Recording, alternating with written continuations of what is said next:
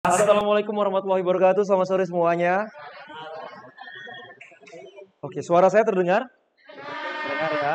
Oke, semangat sekali sore ini. Terima kasih saya memberikan apresiasi untuk teman-teman semuanya. Saya panggilnya teman-teman karena saya anggap semuanya di sini seumuran, betul? Enggak. Ini sepertinya mungkin ada yang lebih senior, ada yang lebih junior, tapi nggak apa-apa. Di sini kita semua sama.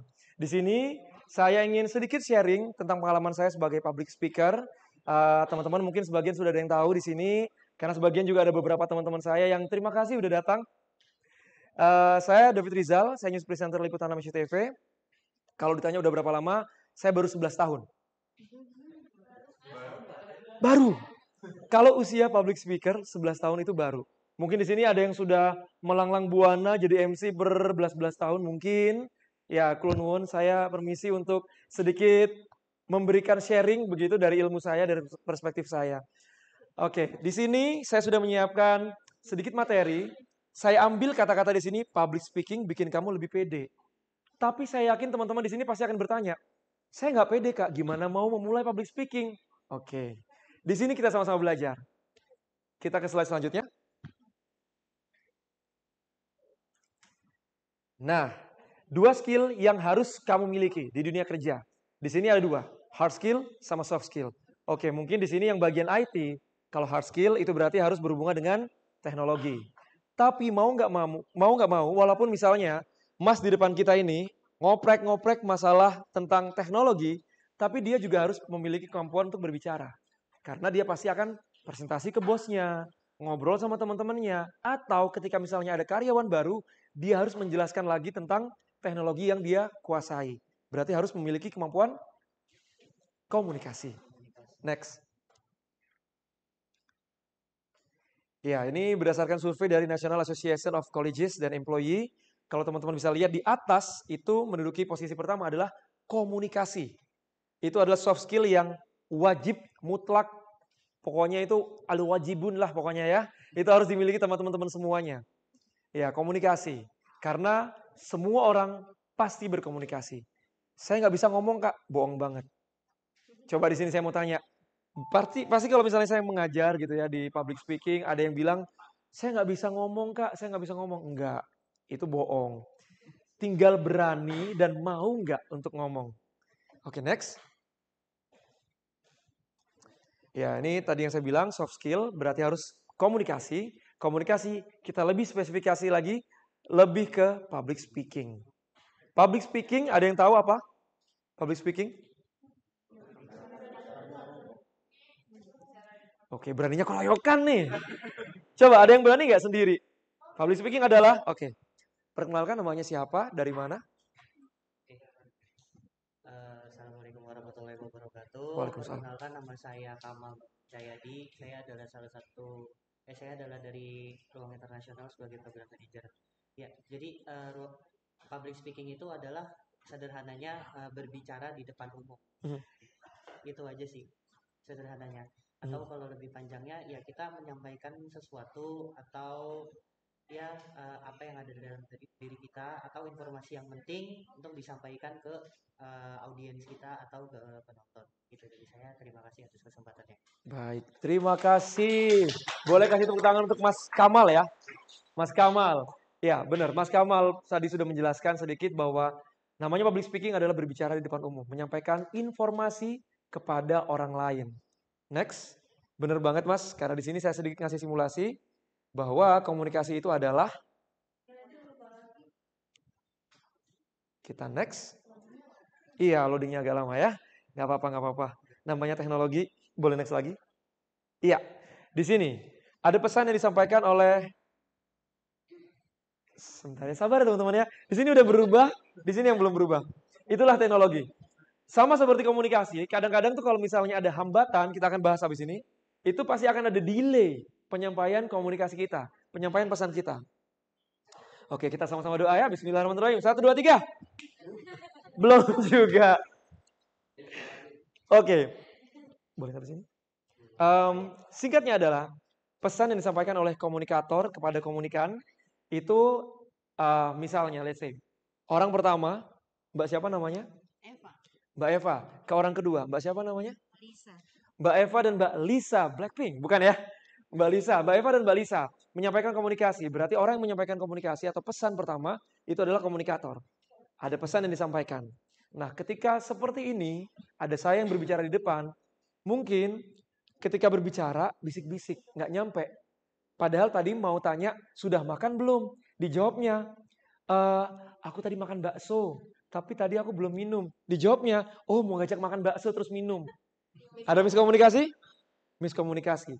Dalam penyampaian pesan, nah itu ada yang namanya saluran. Salurannya mungkin bisik-bisik, tapi di situ ada gangguan. Karena mungkin misalnya karena berisik, atau misalnya tadi Mbak Lisa ketika ditanya sudah makan belum, itu sambil mainan handphone. Akhirnya ke distract. Jadi dia menjawab apa, Mbak Eva sebagai orang pertama yang bertanya juga ke distract. Dia mengertinya apa. Akhirnya terjadi miskomunikasi. Tapi ketika misalnya gangguan ini bisa kita atasi, akhirnya feedback yang diberikan, oke, saya mengerti. Orang yang pertama, oh iya, sepakat. Tadi udah nanya nih, sudah makan belum? Sudah, oke. Berarti dia udah makan. Lisa udah makan. Habis ini kita nggak usah makan, kita jalan-jalan. Nah, message-nya nyampe, tujuannya nyampe. Kalau komunikasi lancar. Oke. Kita kayaknya masih delay beberapa menit, nggak apa-apa. Di slide ini ada tulisan tak kenal maka tak sayang. Karena saya pengen kenalan satu-satu sama teman-teman. Cuman kalau saya jalan ke tempat teman-teman masing-masing, pasti akan lama, takes time. Jadi saya minta teman-teman untuk berani ke depan, kita sama-sama nge-challenge teman-teman untuk berani kenalan. Sebentar, tapi kenalannya kita agak-agak berbeda caranya. Sambil kita menunggu video yang akan muncul, saya mau coba di sini siapa yang berani untuk berkenalan di depan. Boleh? Saya minta ke sini. Nanti aku kenalan lagi nggak? Udah berarti. Yang cowok sebelah sini mungkin ada yang berani kenalan. Masnya? Ini teman saya sendiri sih sebenarnya. Oke, boleh. Zana. Ini harus muncul dulu videonya. Harus muncul dulu videonya. Oke. Boleh ke depan sini? Boleh kasih tepuk tangan dulu untuk teman-teman kita. Ini berdua sudah berani maju. Saya harapkan teman-teman di sini juga lebih interaktif. Kita akan mengasah keberanian teman-teman. Oke, sambil menunggu videonya. Karena perkenalan kalau cuman kayak, oke nama saya David Rizal, itu biasa aja. Nah, kita putarkan dulu videonya. Sudah ketebak ya? Sudah ketebak ya?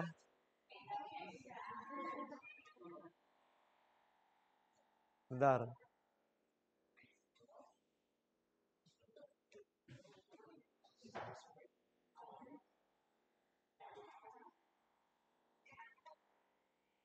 Bisa masuk ke ini?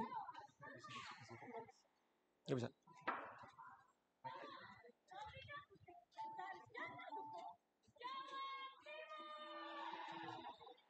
Kebayang ya? Mas dan Mbak di depan, kira-kira perkenalannya seperti apa? Saya minta nama, kalau boleh usia boleh, asalnya dari mana? Ya, kita cosplay. Cosplay seperti yang ada di sini. Tepat, nggak ada yang nggak tepat, bener nggak? Bener ya? Bisa. Nah ini, penyakit orang kalau udah disuruh ngomong di depan umum, aduh, banyak aja excuse-nya. Nggak bisa, aduh nggak tepat. Harus bisa ya? Harus bisa ya? Oke, ladies first atau ladies first? Oke. Selamat sore semuanya. Selamat sore. Masih semangat? Semangat. Perkenalkan, nama saya Dian Hendriani. Saya dari Bekasi. Saya adalah penyandang disabilitas tunanetra low vision. Oke, Jihan, terima kasih. Boleh kasih tepuk tangan dulu. Kak Jihan di sini perkenalannya formal, tapi saya minta seperti Putri Indonesia tadi. Let's say misalnya saya, David Rizal, 25 tahun, bohong deng, Jawa Timur, gitu ya. Asya mau coba? Dian Hendriani, 32 tahun, Bekasi. Oke, terima kasih Kak Jihan. Oke. Oh Dian. Oke. Nah ini saluran yang agak-agak terganggu jadinya. Tahan dulu Dian. Yuk. Selamat sore semuanya teman-teman. Selamat sore. Masuk. Saya biasanya kalau di kantor biasanya semangat pagi. Semangat pagi. Pagi. Mas David pagi benar. Saya contoh semangat pagi. Tambah luar biasa. Semangat pagi. Pagi. Pagi saya. Oke, perkenalkan nama saya Zana Supriyatna. Saya temannya Mas David dari Hokana Club. Itu aja dari saya. Mau Mas David perkenalan kayak gini? Iya dong. Mas David ini selalu ada videonya. Oke. Zana Supriyatna, 17 tahun, DKI Jakarta 1. Terima kasih Dana, terima kasih ya. Thank you ya. Terima kasih. Oke, nanti mau dapat hadiah, mau dapat door prize, tagih sama panitia, ya. Oke, terima kasih. Saya kasih apresiasi buat teman-teman yang sudah maju. Ini saya latih karena untuk melihat teman-teman percaya diri nggak. Ternyata tadi kan ada yang ya sedikit ngasih excuse di awal. Ini mungkin nggak tepat nih tempatnya. Tapi sebenarnya itu ketakutan hanya di awal, di pikiran teman-teman. Tapi ada penyakitnya teman-teman, ternyata. Orang saking takutnya ngomong di depan umum. Namanya glossophobiya. Next. Nah ini mungkin teman-teman ada yang sudah pernah merasakan. Tiba-tiba kebelet kencing, padahal tadi nggak minum. Benar? Iya. Tiba-tiba darah tinggi. Panas, demam, ya kan? Tiba-tiba mules, padahal tadi nggak salah makan. Nah itu namanya glossophobiya. Berkeringat. Bahkan ada yang disuruh ke depan, tiba-tiba dia lupa namanya sendiri. Itu terjadi sama diri saya. Karena saya pernah dulu, sebenarnya bukan karena grogi, tapi karena bercanda sebelum siaran. Ini saya kasih sedikit cerita nanti ya. Nah ini yang menghambat. Ada pengetahuan, ada pengalaman, intelijensi, kepribadian, budaya, dan yang biologis ini yang ya mungkin ini sudah takdir Tuhan ya, cadel. Tapi menurut saya orang cadel itu adalah yang seksi. Karena ketika kamu ngomong sama orang cadel itu kayak wow gitu. Ada yang beda gitu dari cara berbicaranya. Nah ini adalah hambatan-hambatan yang mungkin teman-teman kayak aduh aku tuh tadi nggak bisa kayak Putri Indonesia. Makanya aku malu. Pengetahuan. Nggak punya pengalaman seperti itu. Mungkin Zana punya pengalaman makanya jauh lebih percaya diri. Karena dia mungkin di kantornya sering ngomong di depan umum. Terus di situ ada kepribadian, ada budaya. Budaya. Nah ini nih yang biasanya sedikit menghambati orang-orang daerah. Siapa di sini suku Jawa? Cuma satu Jawa. Pada nggak mau ngaku. Sopo sing Jawa, ayo ngaku. Tak absen. Saya Jawa Timur, aku Jawa. Nah, orang Jawa bener nggak kepribadiannya adalah pemalu, bener? Nggak enakan, bener? Iya.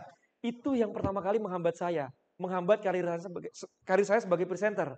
Di awal 2012, saya masuk ke Jakarta, saya orangnya pemalu. Nggak enakan. Belum lagi medok. Betul. Tapi ada yang nyangka nggak kalau saya Jawa ketika tadi saya berbicara? Enggak ya. Semua itu bisa dipelajari, bisa dilatih. Hilangkan tadi budaya malunya, ya kita agak sisihkan dikit, murnya kita lepas dikit, urat malunya kita potong dikit, kita kendorin dikit, karena yang namanya public speaker itu harus nggak tahu malu. Tapi jangan malu-maluin, jangan salah ya. Ketiga yang cadel, mohon maaf di sini ada yang cadel. Nggak ada. Bisa. Terima kasih sudah mengikuti saya tadi. Oke, biasanya kalau yang cadel ini itu membuat dia nggak percaya diri. Teman saya ada namanya Scholastica Sylvia. Dia pertama kali masuk SCTV 2014, dia malu karena dia R-nya itu benar-benar L. Dia mikir bahwa kalau dia nggak berubah, dia akan kehilangan kesempatan buat jadi presenter. Dia les, teman-teman. Les selama setahun untuk bilang R. Dia bayar mahal untuk belajar R. Dan akhirnya 2015 dia bisa R-nya sedikit kedengaran dan dia bisa jadi presenter sampai sekarang. Kalau teman-teman googling, ada yang namanya Scholastica Sylvia. Dia salah satu presenter cadel yang masih enak didengarnya. Jadi sebenarnya cadel pun, hambatan biologis pun itu bisa ditangani. Asalkan kita mau untuk belajar dan berlatih. Next.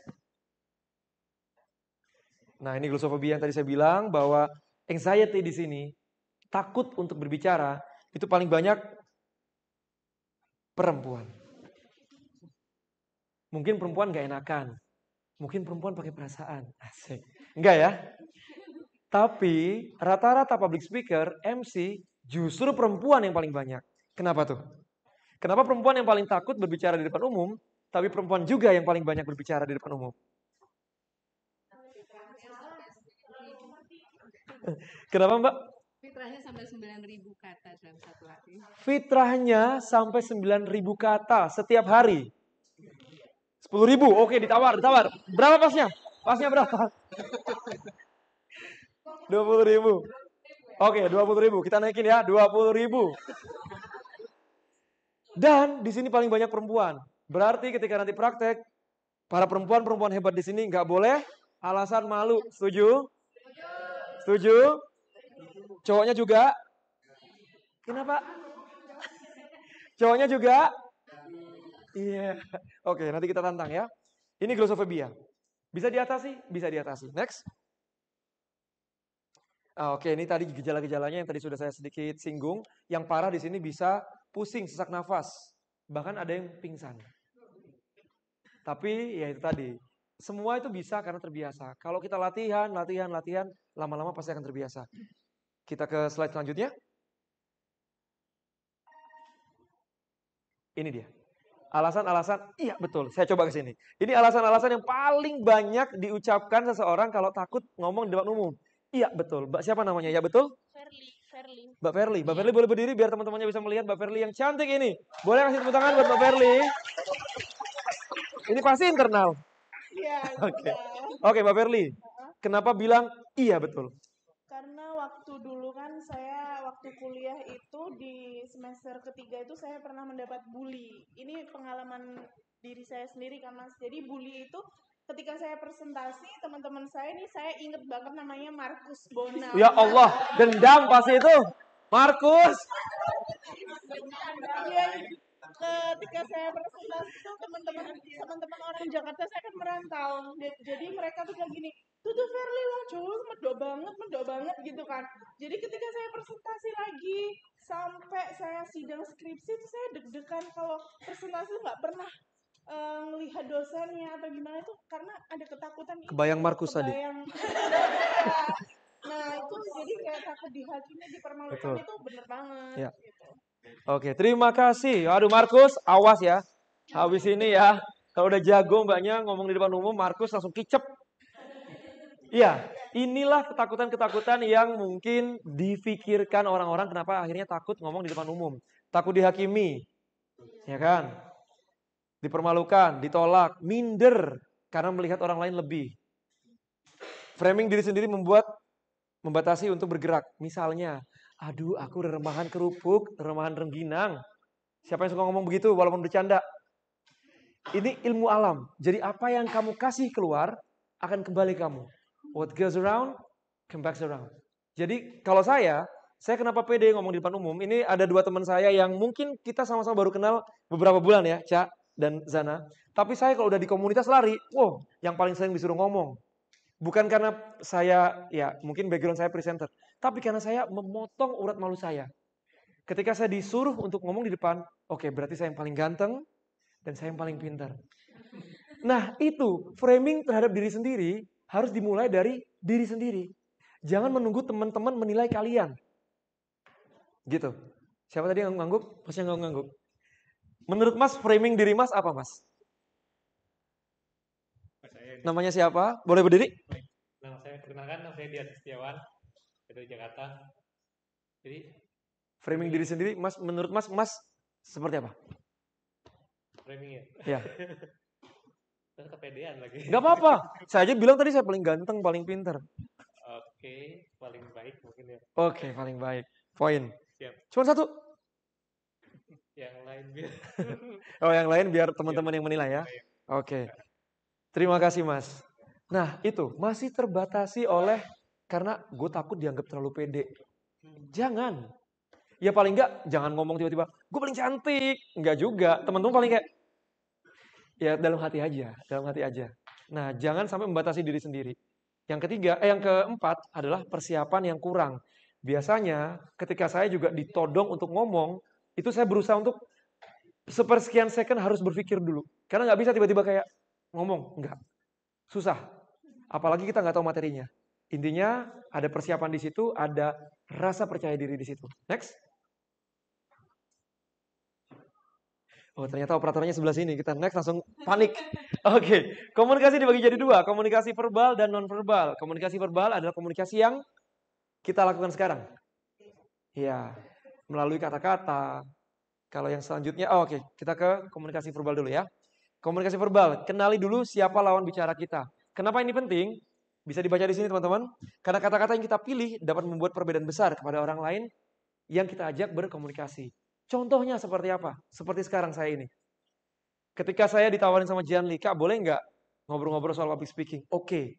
Dia bilang Jakarta Smart City. Langsung saya berpikir bahwa ini isinya anak-anak muda semua. Atau mungkin senior tapi berjiwa muda. Makanya pakaian saya pakai, tadi kan saya bilang ya, boleh nggak saya informal? Pakai kaos, tetap saya mewakili profesi saya sebagai presenter pakai blazer. Tapi saya pakai cats warna putih. Karena saya tahu saya mau ngomong sama siapa. Kedua, bahasa yang saya pilih, kata-kata yang saya pilih. Saya nggak mungkin pakai yang baik Bapak Ibu, Saudara hadirin. Itu pasti teman-teman, apalagi ada yang ini langsung kabur. Mama ayo pulang aja, salah tempat. Enggak ya, nggak salah tempat ya. Karena saya tahu, saya mau berhadapan dengan siapa, saya sesuaikan gaya komunikasi saya. Ini adalah contoh dua presiden kita yang beliau memperlihatkan kemampuan mereka berkomunikasi dengan menyesuaikan ngomong sama siapa. Boleh? Nah, ini tahu dong ya, Pak Harto. Mungkin di sini siapa namanya? Nama saya Lafina Izati Syahdan. Saya sebagai siswa di SMPN 119 Jakarta. SMP? Oke. Terima kasih. Boleh kasih tepuk tangan. Nah, mungkin teman kita yang SMP di sini melihat Pak Soeharto hanya dari cerita, sejarah, video mungkin ya, dari foto. Tapi kalau generasi-generasi yang 90-an, nggak ada yang mau ngaku ya, 80-an, pasti tahu banget ya sama namanya Pak Soeharto. Pak Soeharto ini salah satu presiden yang punya background militer. Beliau itu adalah jenderal. Tentu kalau komunikasinya dengan mungkin bawahan-bawahannya, ya as a general, gimana sih? Tegas, berwibawa. Tapi kita lihat video berikut ini.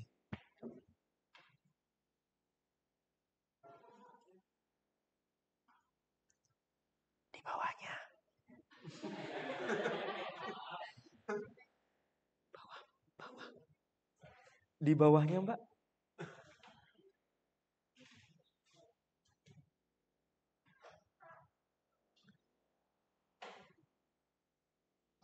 Oke, ini pokoknya videonya Pak Harto. Mungkin teman-teman ada yang sudah ngelihat di TikTok, ada yang sudah lihat di YouTube. Ketika Pak Harto berhadapan dengan anak-anak yang diundang ke istana, dan anak-anak itu dari Sabang sampai Merauke ada semua. Bayangin kalau misalnya Pak Harto dengan gaya yang militernya ngomong sama anak kecil, minta pulang pasti takut. Nah, tapi Pak Harto di sini dia tahu siapa audiensnya, dia tahu siapa yang diajak ngobrol. Bisa diputar?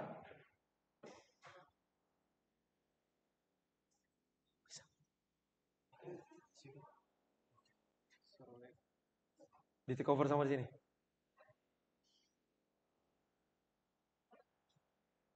Gak ada videonya di situ, gak ada. Bentar ya teman-teman. Ya, ngambek. Oke, mungkin kita bisa next dulu. Kita putar nanti, siapa tahu bisa. Sini bisa kecil. Sini bisa. Suaranya. Kok? Oke, kita putar di sini. Saya suaranya pakai mic aja. Kita take over dari sini, teman-teman. Kita take over sini. Oke, di sini ada dua saya kasih contoh. Pak Jokowi yang dari sipil terus menjadi presiden dengan Presiden Soeharto yang dari militer.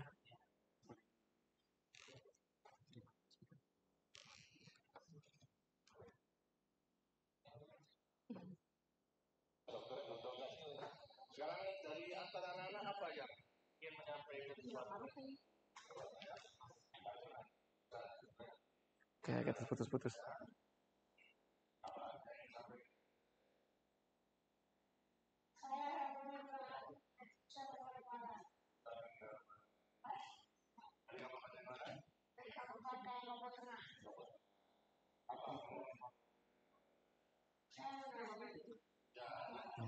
Yang penting sore.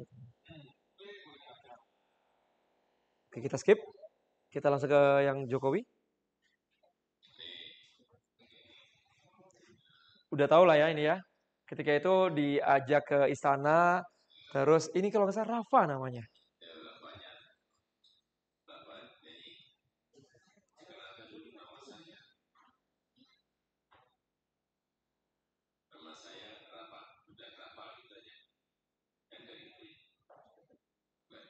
Oke, kita skip.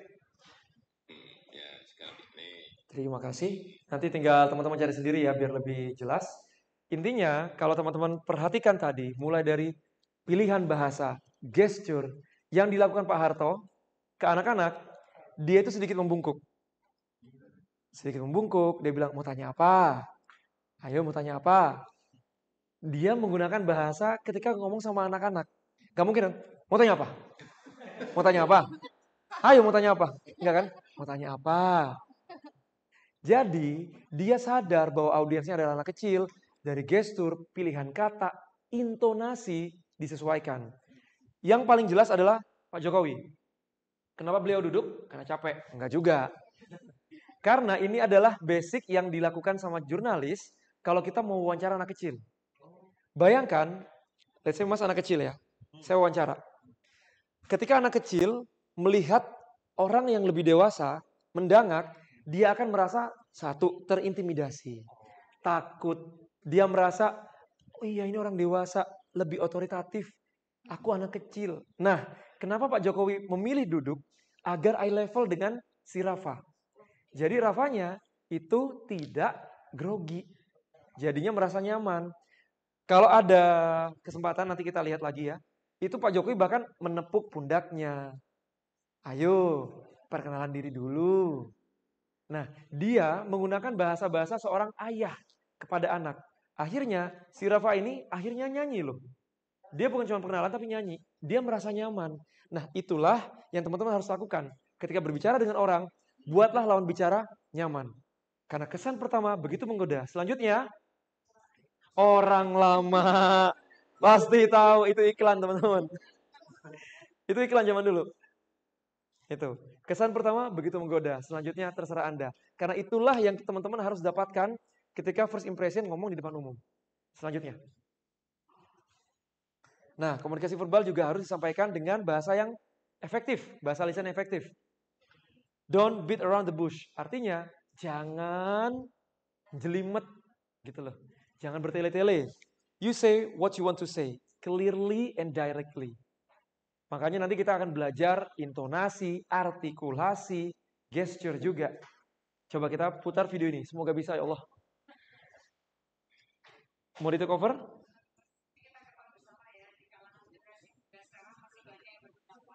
Ini karena di take over siapa sih? Suatu perpustakaan. Bagaimana menurut kamu, Karina? Selamat malam. Memang sangat disayangkan banyak sekali inovasi muda yang masih seperti hal tersebut. Padahal sejarah adalah suatu kontinuitas yang berawal dari masa lalu sekarang dan menentukan yang akan datang. Dan perlu kita memahami sejarah agar kita tidak mengulangi kesalahan yang ada di masa lalu. Apalagi sejarah selalu berulang. Dan saya yakin apabila kita mempelajari sejarah, tanpa kita juga suka mengenal identitas bangsa kita. Oke, next. Kita bandingkan dengan jawaban yang satu ini.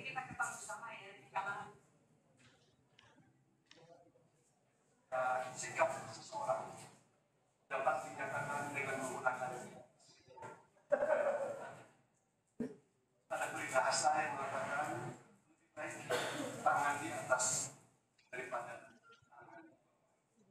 Bagaimana Anda menyikapi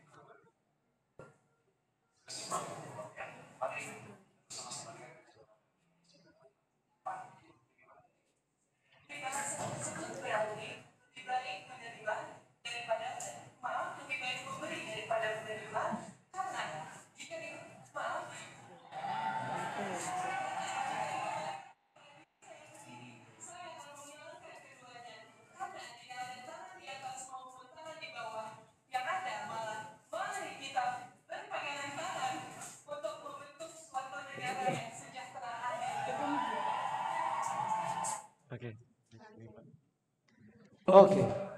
Ada yang mungkin tahu seperti Indonesia ini? Yang jelimet tadi, kata Janli, itu justru pemenangnya. Ya kita nggak tahu ya, namanya penilaian kan mungkin ada atau apalah gitu ya. Kita nggak tahu. Cuman kalau dari gestur, cara menyampaikan, cara menjawab, yang Karina tadi, kalau teman-teman perhatikan lagi, dia jarang mic-nya dua begini. Dan kalau teman-teman tadi perhatikan juga, saya jarang tangan mic-nya begini. Kesannya apa kira-kira kalau saya begini? Grogi. Ada lagi? Tidak terbuka. Iya, ini namanya close posture. Nanti kita akan bahas. Kalau ngomong, begini. Terbuka. Dan tadi saya sedikit mau ngasih koreksi, cuman ya udahlah. Mas tadi ketika ngobrol, tangannya dimasukin ke sini. Ke saku. Bayangkan kalau dari awal saya masukin ke saku, saya kelihatan keren. Kelihatan keren. Tapi sombong. Atau aku. Itu juga nggak boleh. Beda dengan si Bunga Jelita di DKI Jakarta 5. Dia dari awal udah begini. Udah kelihatan groginya, menjawabnya berkali-kali salah dan maaf. Nah pertanyaannya sekarang saya balikin ke teman-teman. Boleh nggak ketika kita melakukan kesalahan, bilang maaf kalau public speaker? Boleh? Gak apa-apa. Jadi boleh? Kenapa nggak boleh? Karena ya dalam berbicara itu kita nggak perlu meminta maaf. Jadi ini debatable. Ada yang mengatakan harus minta maaf dong kalau salah. Ya memang itu etikanya. Ada yang bilang jangan minta maaf. Saya punya dua pendapat. Ketika di news, di berita, ketika saya jadi presenter di studio, ketika melakukan kesalahan dan itu fatal, kita wajib untuk meralat tanpa harus bilang minta maaf. Maksud saya, maksud kami. Gitu. Biasa gitu. Atau kesalahan itu adalah part of the show. Selama salahnya itu sedikit banget, sebisa mungkin kayak yang lihat siaran pagi mungkin sambil ngantuk, gak denger kali ya, nggak usah minta maaf. Karena ada beberapa kali cara untuk berusaha untuk meralat, malah caranya salah makin belibet. Misalnya ketika itu saya salah ngomong, baru-baru ini, mungkin teman-teman yang suka main TikTok bisa lihat di TikTok saya David Rizal 1989, ada di situ saya salah ngomong. Saya lupa tiba-tiba teman saya namanya siapa. Itu namanya Glenn. Jadi cerita tentang antrian tiket untuk Jakarta, Indonesia, Argentina. Saya bilang antusiasme fans bola ini masih tinggi meskipun Lionel Messi tidak jadi datang. Saya mau manggil, anjir namanya siapa? Saya panggil siapa coba? Tiket. Tapi saya berusaha gak panik. Glenn, saya tidak mau meralat kayak maksud saya enggak. Glenn, saya harus ubah.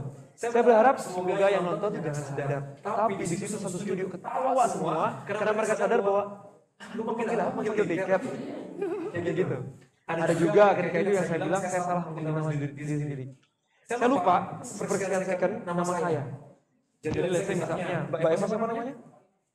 Eva Fatima. Saya opening nih.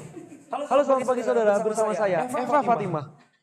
Saya langsung tiba-tiba belalak dikit dan David Rizal yang liputan 6 pagi selengkapnya. Saya nggak meralat karena saya berusaha untuk yang jangan meralat, makin salah dan anggap aja yang lagi nonton kayak gue salah denger atau masih yang salah ya. Itu dia. Tapi kalau yang fatal banget, misalnya salah menyebutkan nama presiden, itu nggak boleh ya. Atau salah menyebutkan jabatan. Itu nggak boleh. Itu harus diralat tanpa harus menyebutkan maaf. Karena maaf itu akan mengurangi otoritatif kita. Jadi akan nggak percaya lagi sama kita. Salah. Apalagi pakai maaf.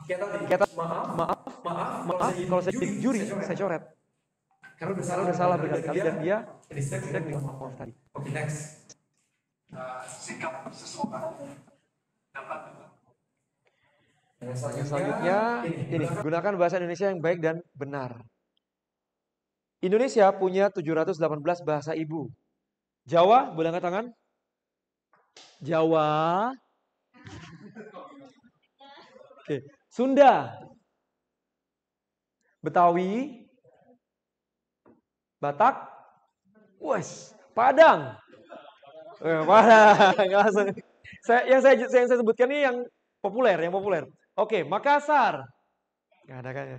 Sulawesi, Kalimantan ada. Ini yang Jawa. Oke. Kita ngobrol di sini, bayangkan dengan bahasa masing-masing, mengerti apa? Kita pakai istilah kayak misalnya ada satu kata gitu, yang enggak. Let's say misalnya begini, cekel. Ada yang cekel apa?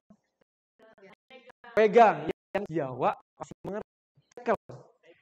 Saya adalah juga. Cekel di Madura adalah, bayangkan ibu saya, bapak saya pertama kali, Pak, cekel. Bapak saya benar-benar cekel, dicekek ibu saya. Nah, komunikasi juga sama, apalagi public speaker. Jangan pernah menggunakan bahasa daerah. Ini contohnya, semoga bisa terdengar.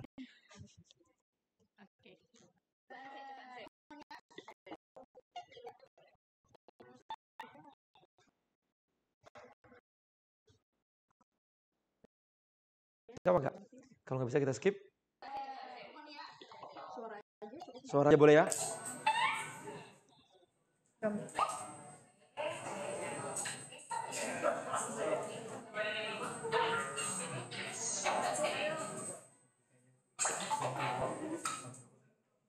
Oke, sudah teman-teman hanya kurang clear. Jadi di sini saya kasih Pak Nodi di liputan 6. Kita punya dulu namanya program Gangnam Style. Di sini temanya adalah berbeda tapi tetap Indonesia. Maksudnya adalah di sini saya kasih contoh. Ini ada dua orang, Jawa dan Sunda lagi ngobrol. Jadi si Sunda ini dikasih makanan sama si Jawa. Si Jawa ini ngasih semur. Nah, waktu itu si Sunda bilang amis. Dibilang begitu. Amis kalau bahasa Jawa apa? Bau. Anjir. Kalau yang Sunda amis itu apa? Manis. Manis. Nah akhirnya si Jawa sakit hati. Loh, kok dibilang amis? Enggak, kok nggak bau? Enggak, ini amis. Manis, semur manis kan? Iya, susu. Tambahin. Oh ya, biar nggak amis, coba dikasih sangu. Sangu Jawa apa? Uang jajan. Sudah nasi. Sementara si Jawa langsung, kok kurang ajar? Aku udah ngasih makanan, masih minta saku. Nah akhirnya disitu mereka marah-marah. Nah itulah, karena kalau misalnya kita menggunakan satu kata di bahasa kita, itu belum tentu sama dengan bahasa lain. Jangan dijawab teman-teman yang cowok, yang cewek mungkin yang mengerti. Kalau kita ke Bali bilang kenyang, jangan bilang kenyang, karena artinya googling sendiri. Di Bali jangan bilang kenyang. Coba googling. Kenyang apa artinya kalau di Bali? Jangan disebutkan. Kayak gitu. Jadi ada beberapa bahasa yang even itu bahasa Indonesia, serapan dari bahasa daerah, tapi ketika di daerah lain artinya berbeda. Ketawa Mbak. Udah dijawab ya? Udah, di-keep. Oke, kita next. Oke, proximity. Nah, tahan di situ. Tapi boleh nggak Kak pakai bahasa daerah? Boleh banget. Jadi ada namanya teori proximity. Proximity adalah kedekatan. Jadi orang-orang yang punya kedekatan, misalnya sama-sama Jawa, itu pasti akan lebih merasa nyambung, saudara sendiri, dulur TW. Bener nggak? Saya akan menggunakan bahasa Jawa, menyapa audiens dengan menggunakan bahasa Jawa, ketika saya tahu hampir sebagian besar itu adalah Jawa. Untuk membangun chemistry tadi, melalui proximity. Nah ini in case kalau misalnya audiens kita sama nih background budayanya atau rasnya. Tapi kalau enggak, kita generalkan pakai bahasa Indonesia yang baik dan benar. Next.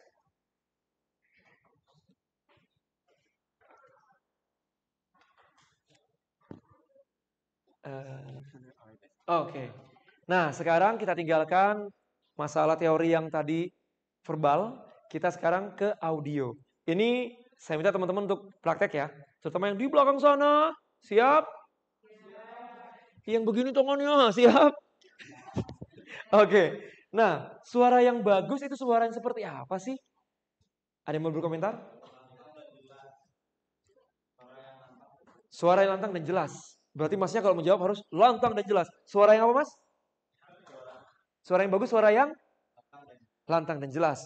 Oke, suara yang bagus, suara yang artikulasinya jelas. Suara yang bagus, suara yang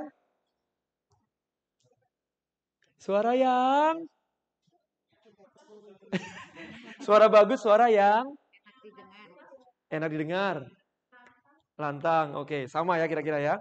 Oke. Nah, suara yang bagus itu adalah intinya teman-teman. Suara yang sesuai dengan yang kita mau. Jangan menimbulkan salah atau beragam interpretasi. Maksudnya adalah, kalau presenter berarti suaranya harus berwibawa. Harus ada bassnya. Gak mungkin dong kalau misalnya pakai saya suara gini. Halo, selamat pagi saudara. Bersama saya David Rizal di Liputan 6 Pagi. Otoritatif nggak sebagai news presenter? Enggak. Atau misalnya suaranya dimut-imutin. Ya kan ya, kalau misalnya kayak ceweknya lagi ngomong sama cowoknya pas kayak nyanyi. Bener nggak? Ah, ini adik kita yang SMP pada mamanya kan ya? Mama? Iya. Kalau senyum-senyum berarti punya pacar loh. Belum ya? Nggak boleh, belajar dulu. Coba, kenapa ketawa tadi? Ya, aku sering nonton anime tentunya. Tapi temen gue sih yang lebih sering, tapi dengernya jadi aneh aja sih kalau cowok ngomong kayak cute-cute gitu, aneh. Oke, dikit-kitin ya. Apalah gitu-gitu kan? Ada nggak teman-teman yang punya temen yang sok cute ngomongnya? Ada. Nah, kalau dia itu salah apa enggak? Itu salah apa enggak? Ada yang bilang salah. Itu salah enggak? Menurut saya enggak salah. Asalkan ini tadi sesuai dia mau dikenal sebagai apa, dia mau di branding sebagai apa. Cowok cute, cewek cute, it's okay. Pakai bahasa, pakai apa intonasi, pakai suara yang sok di cute-cutein nggak apa-apa. Tapi balik lagi teman-teman mau di branding sebagai apa? Kalau presenter, MC nggak boleh. Apalagi MC protokol. Itu kan ngebahas banget ya. Kadang ada yang disengau-sengauin tuh. Sengaja dibikin flu sebelum MC. Papa ibu yang terhormat. Itu bagus nggak? Dibuat-buat. Nah, pokoknya intinya jangan pernah menimbulkan beragam interpretasi. Jangan sampai nih ketika kita berbicara di depan orang, orang tuh berpikir, ih sok imut banget sih. Ih, ngapain sih disengau-sengauin? Nah, jangan sampai seperti itu. Oke, next. Ini sudah ada yang menyinggung tadi soal soal artikulasi tadi yang menyinggung. Power yang pas, intonasi juga ada yang menyinggung di sini. Oke, kita next. Nah, kita belajar yang pertama adalah artikulasi. 3, 2, 1. Oke, nggak apa-apa. Ya, delay. Oke, A, I, U, E, O. Udah tahu ya? Kita coba sama-sama. Setuju? Hitungan ketiga. 1, 2, 3.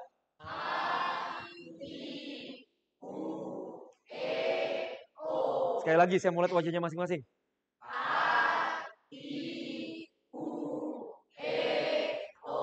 Sekali lagi, biar Afdol.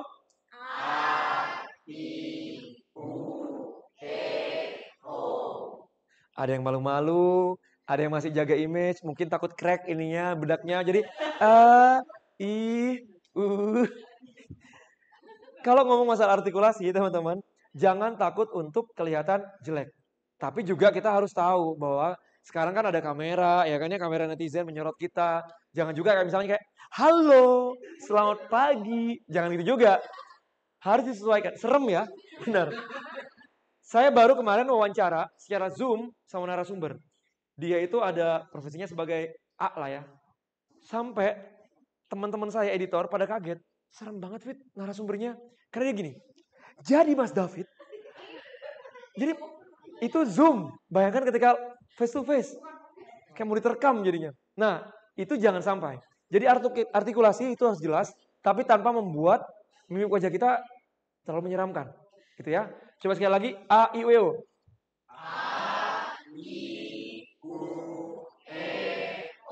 Nah, ini cakep semua jadinya nih. Oke. Selanjutnya, itu artikulasi udah jelas. Next. Oke, sambil nunggu yang ngambek ini, saya coba mau ke yang tadi dari Sunda. Sunda? Oke, Sunda. Boleh maju ke depan sini? Kenapa sih saya mau ngetes A, I, U, E, O sama yang Sunda? Kita akan dengar di sini ya. Coba ya. Namanya siapa? Nida. Nida. Boleh Nida agak kenceng? Nida. Nida. Coba dicoba A, I, U, E, O. A, I, U, E, O. Oke, sekali lagi. A, Oke. Boleh sekali lagi? Coba, tapi lebih natural aja, lebih natural, lebih kencang suaranya. A, I, U, E, O. Oke, terima kasih Nida. Temennya ketawa, kenapa? Saya tahu. Jawa Sunda? Padang. Boleh dicoba, nanti baru sampaikan kenapa kamu ketawa. Boleh berdiri? Namanya siapa? Novia. Novia. A, I, U, E, O. Oke. Kenapa Novia tadi Nida? Karena biasanya orang Sunda ada penekanan di belakangnya. Iya. Kalau teman-teman tadi perhatikan baik-baik, ketika percobaan pertama, A-nya kelepasan. A. Mungkin dia sadar nih, temannya ketawa. I, U, E, ditahan.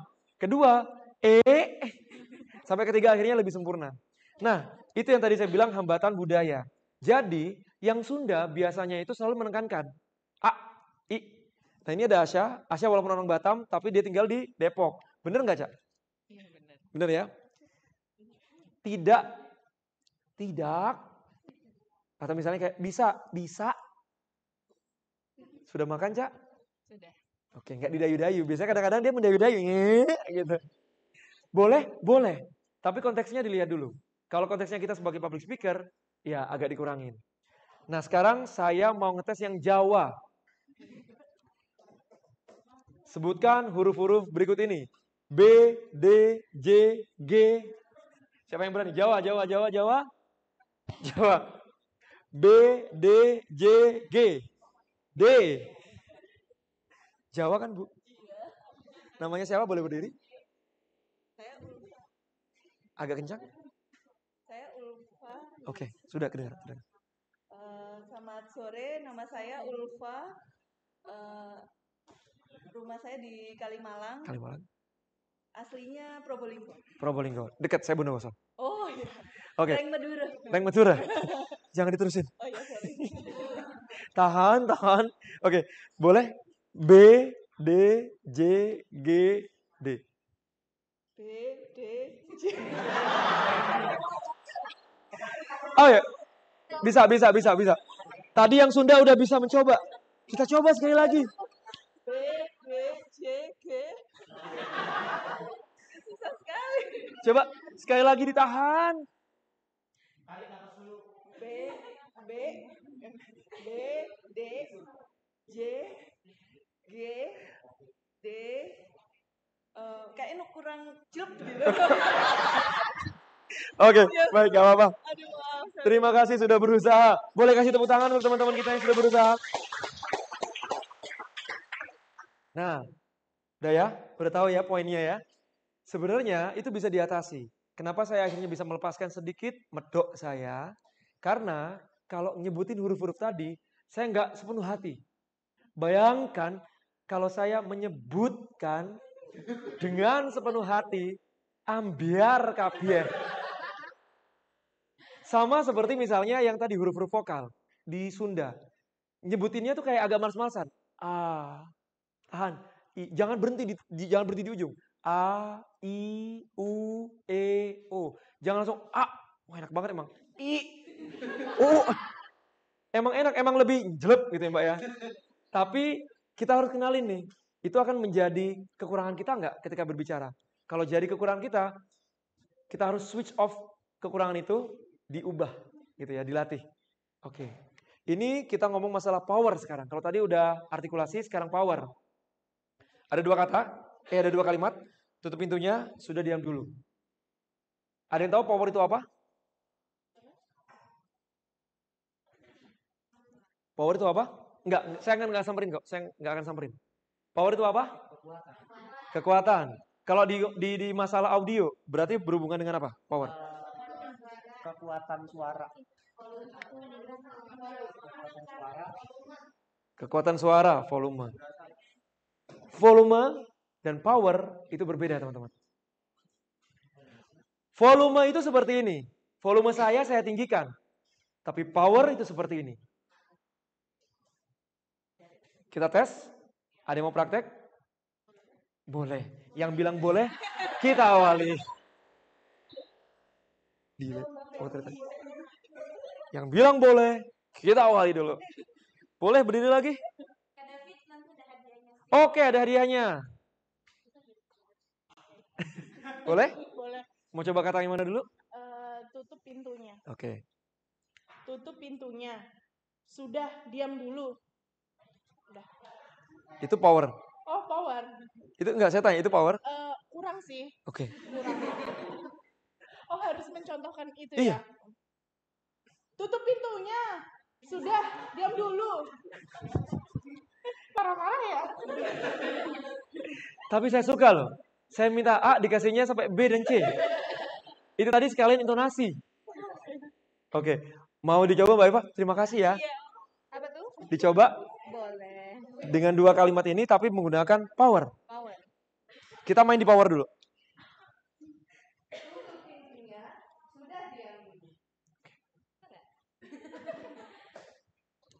Di sini saya tidak akan menjudge karena power itu akan akan disesuaikan dengan maksud dan tujuan kita. Maksudnya adalah kalau misalnya kita bilang tutup pintunya dengan seperti ini. Tutup pintunya. Itu maksudnya apa? Nyuruh tapi agak marah. Nyuruh. Perintah ya. Perintah. Kalau begini, tutup pintunya. Lebih negesin. Kayak apa? Kayak nanya aja gitu loh nadanya. Kayak nanya. Tadi saya bilang minta tolong tadi? Minta tolong. Iya. Kalau gini, tutup pintunya. Kenapa? Kenapa? Kok tiba-tiba Oke, misalnya sudah diam dulu. Langsung diem kan banyak tadi. Itu perintah. Kalau misalnya sudah diam dulu. Oke, sabar. Ya, menenangkan ya, agak ngomong dikit. Sudah diam dulu. Nah, itu teman-teman. Power itu adalah penekanan. Jadi, ketika kita berbicara menggunakan power, itu juga mempengaruhi maksud dan tujuan kita. Sudah, diam dulu. Sudah, diam dulu. Sudah, diam dulu. Jadi, menggunakan power. Kenapa di presenting itu juga ada ketika misalnya kita dalam membaca berita satu kalimat, itu powernya kita tekankan di situ. Kasih intonasi yang berbeda di situ. Karena apa? Biar maksud dan tujuannya itu tersampaikan. Selanjutnya. Nah, ini lebih aneh-aneh lagi nih pasti habis ini ya. Ini intonasi. Yang tadi, yang sudah memberikan saya intonasi, mau coba lagi? Ini ada 2. Oh dan apa? Ada yang mau coba?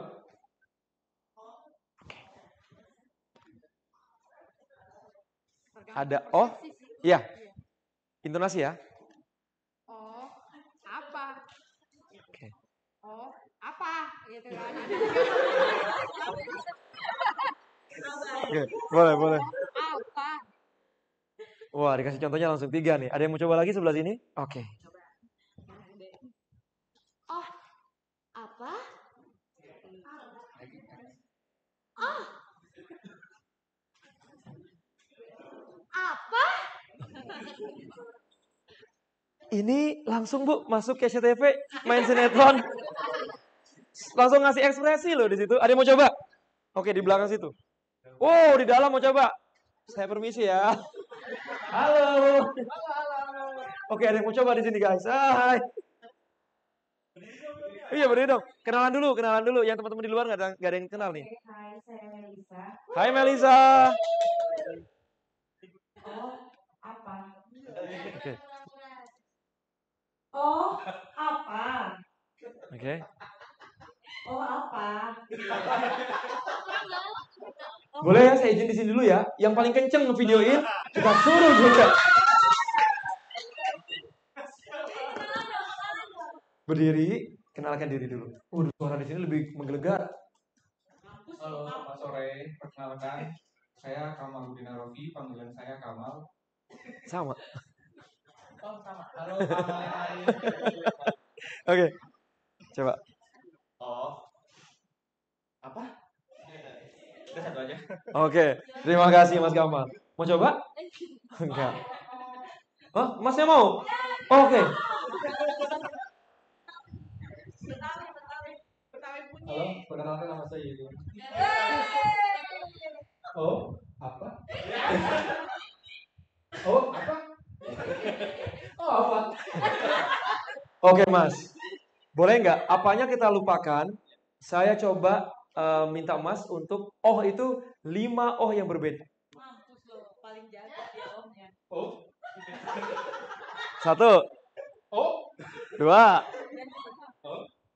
sama enggak? Ganti. Oh. 3, Oh. sama. Oh. Yang kelima? Oke, terima kasih Mas. Terima kasih semuanya. Saya balik lagi keluar. Nah, intonasi itu bisa mengubah arti, benar nggak? Ketika, oh, ini apa kira-kira? Oh, bingung. Nah, kalau yang di dalam tuh kayak tadi, oh, apa, kenapa? Kenapa ketawa? Nah, itu yang saya maksud. Jangan sampai menimbulkan salah interpretasi. Ya, hati-hati. Salah nada, salah arti. Oke, selanjutnya.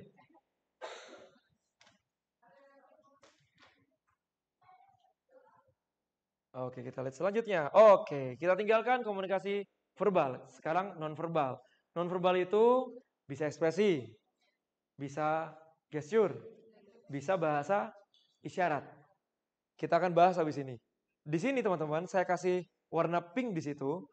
Itu dapat memperkuat pesan verbal. Jadi, sinyal non-verbal ini, kalau misalnya kita tepat, itu akan memperkuat pesan verbal kita. Misalnya, ketika saya dari tadi berbicara, saya mau kasih tekan, saya begini. Saya mau minta Anda untuk lebih bersemangat, saya begini. Nah, itu membantu. Tapi, ada juga nih, misalnya, saya minta teman-teman semangat. Semangat! Enak nggak? Nah, kurang. Nah, itulah tadi. Jadi ada komunikasi non-verbal yang justru melemahkan komunikasi verbal. Bayangkan, semangat semuanya! Tapi saya begini, harusnya kan semangat semuanya! Berbeda ya artinya ya. Nah, itu tadi. Jangan sampai salah menggunakan bahasa non-verbal. Next. Gesture. Tapi kita nanti akan beberapa di sini. Kita mulai dengan ekspresi wajah dulu. Ada nggak yang pernah dengar temannya bilang, aku orangnya nggak ekspresif?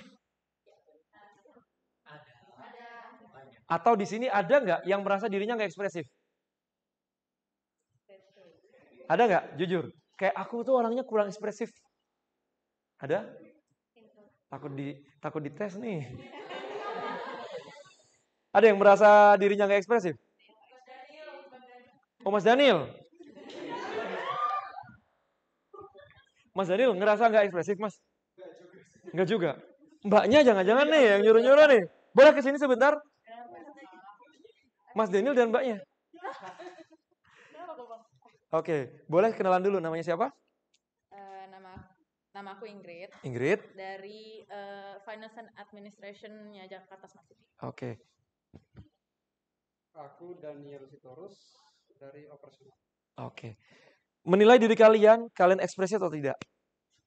Dari Mas Daniel dulu. Bang Daniel ya saya nyebutnya, Bang Daniel. Ekspresif? Kayak mana sih abang ini? Kayak mana lu abang? Abang Iba Sinta? Ekspresif tidak? Enggak. Biasa aja. Oke. Ekspresif enggak? Tergantung sikon. Situasi kondisi aja. Gitu.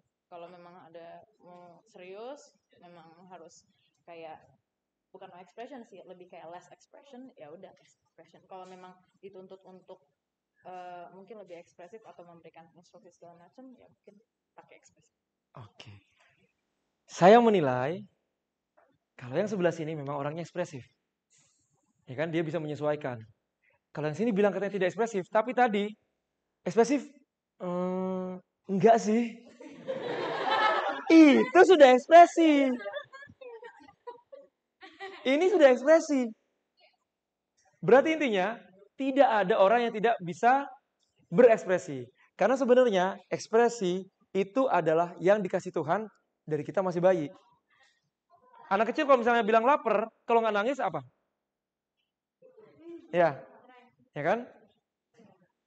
Anak kecil kalau misalnya dia gregetan, orang tuanya nggak ngerti-ngerti nih, karena dia nggak bisa ngomong kan. Itu ekspresi apa enggak? Ekspresi. Jadi sebenarnya tidak ada orang yang tidak bisa berekspresi.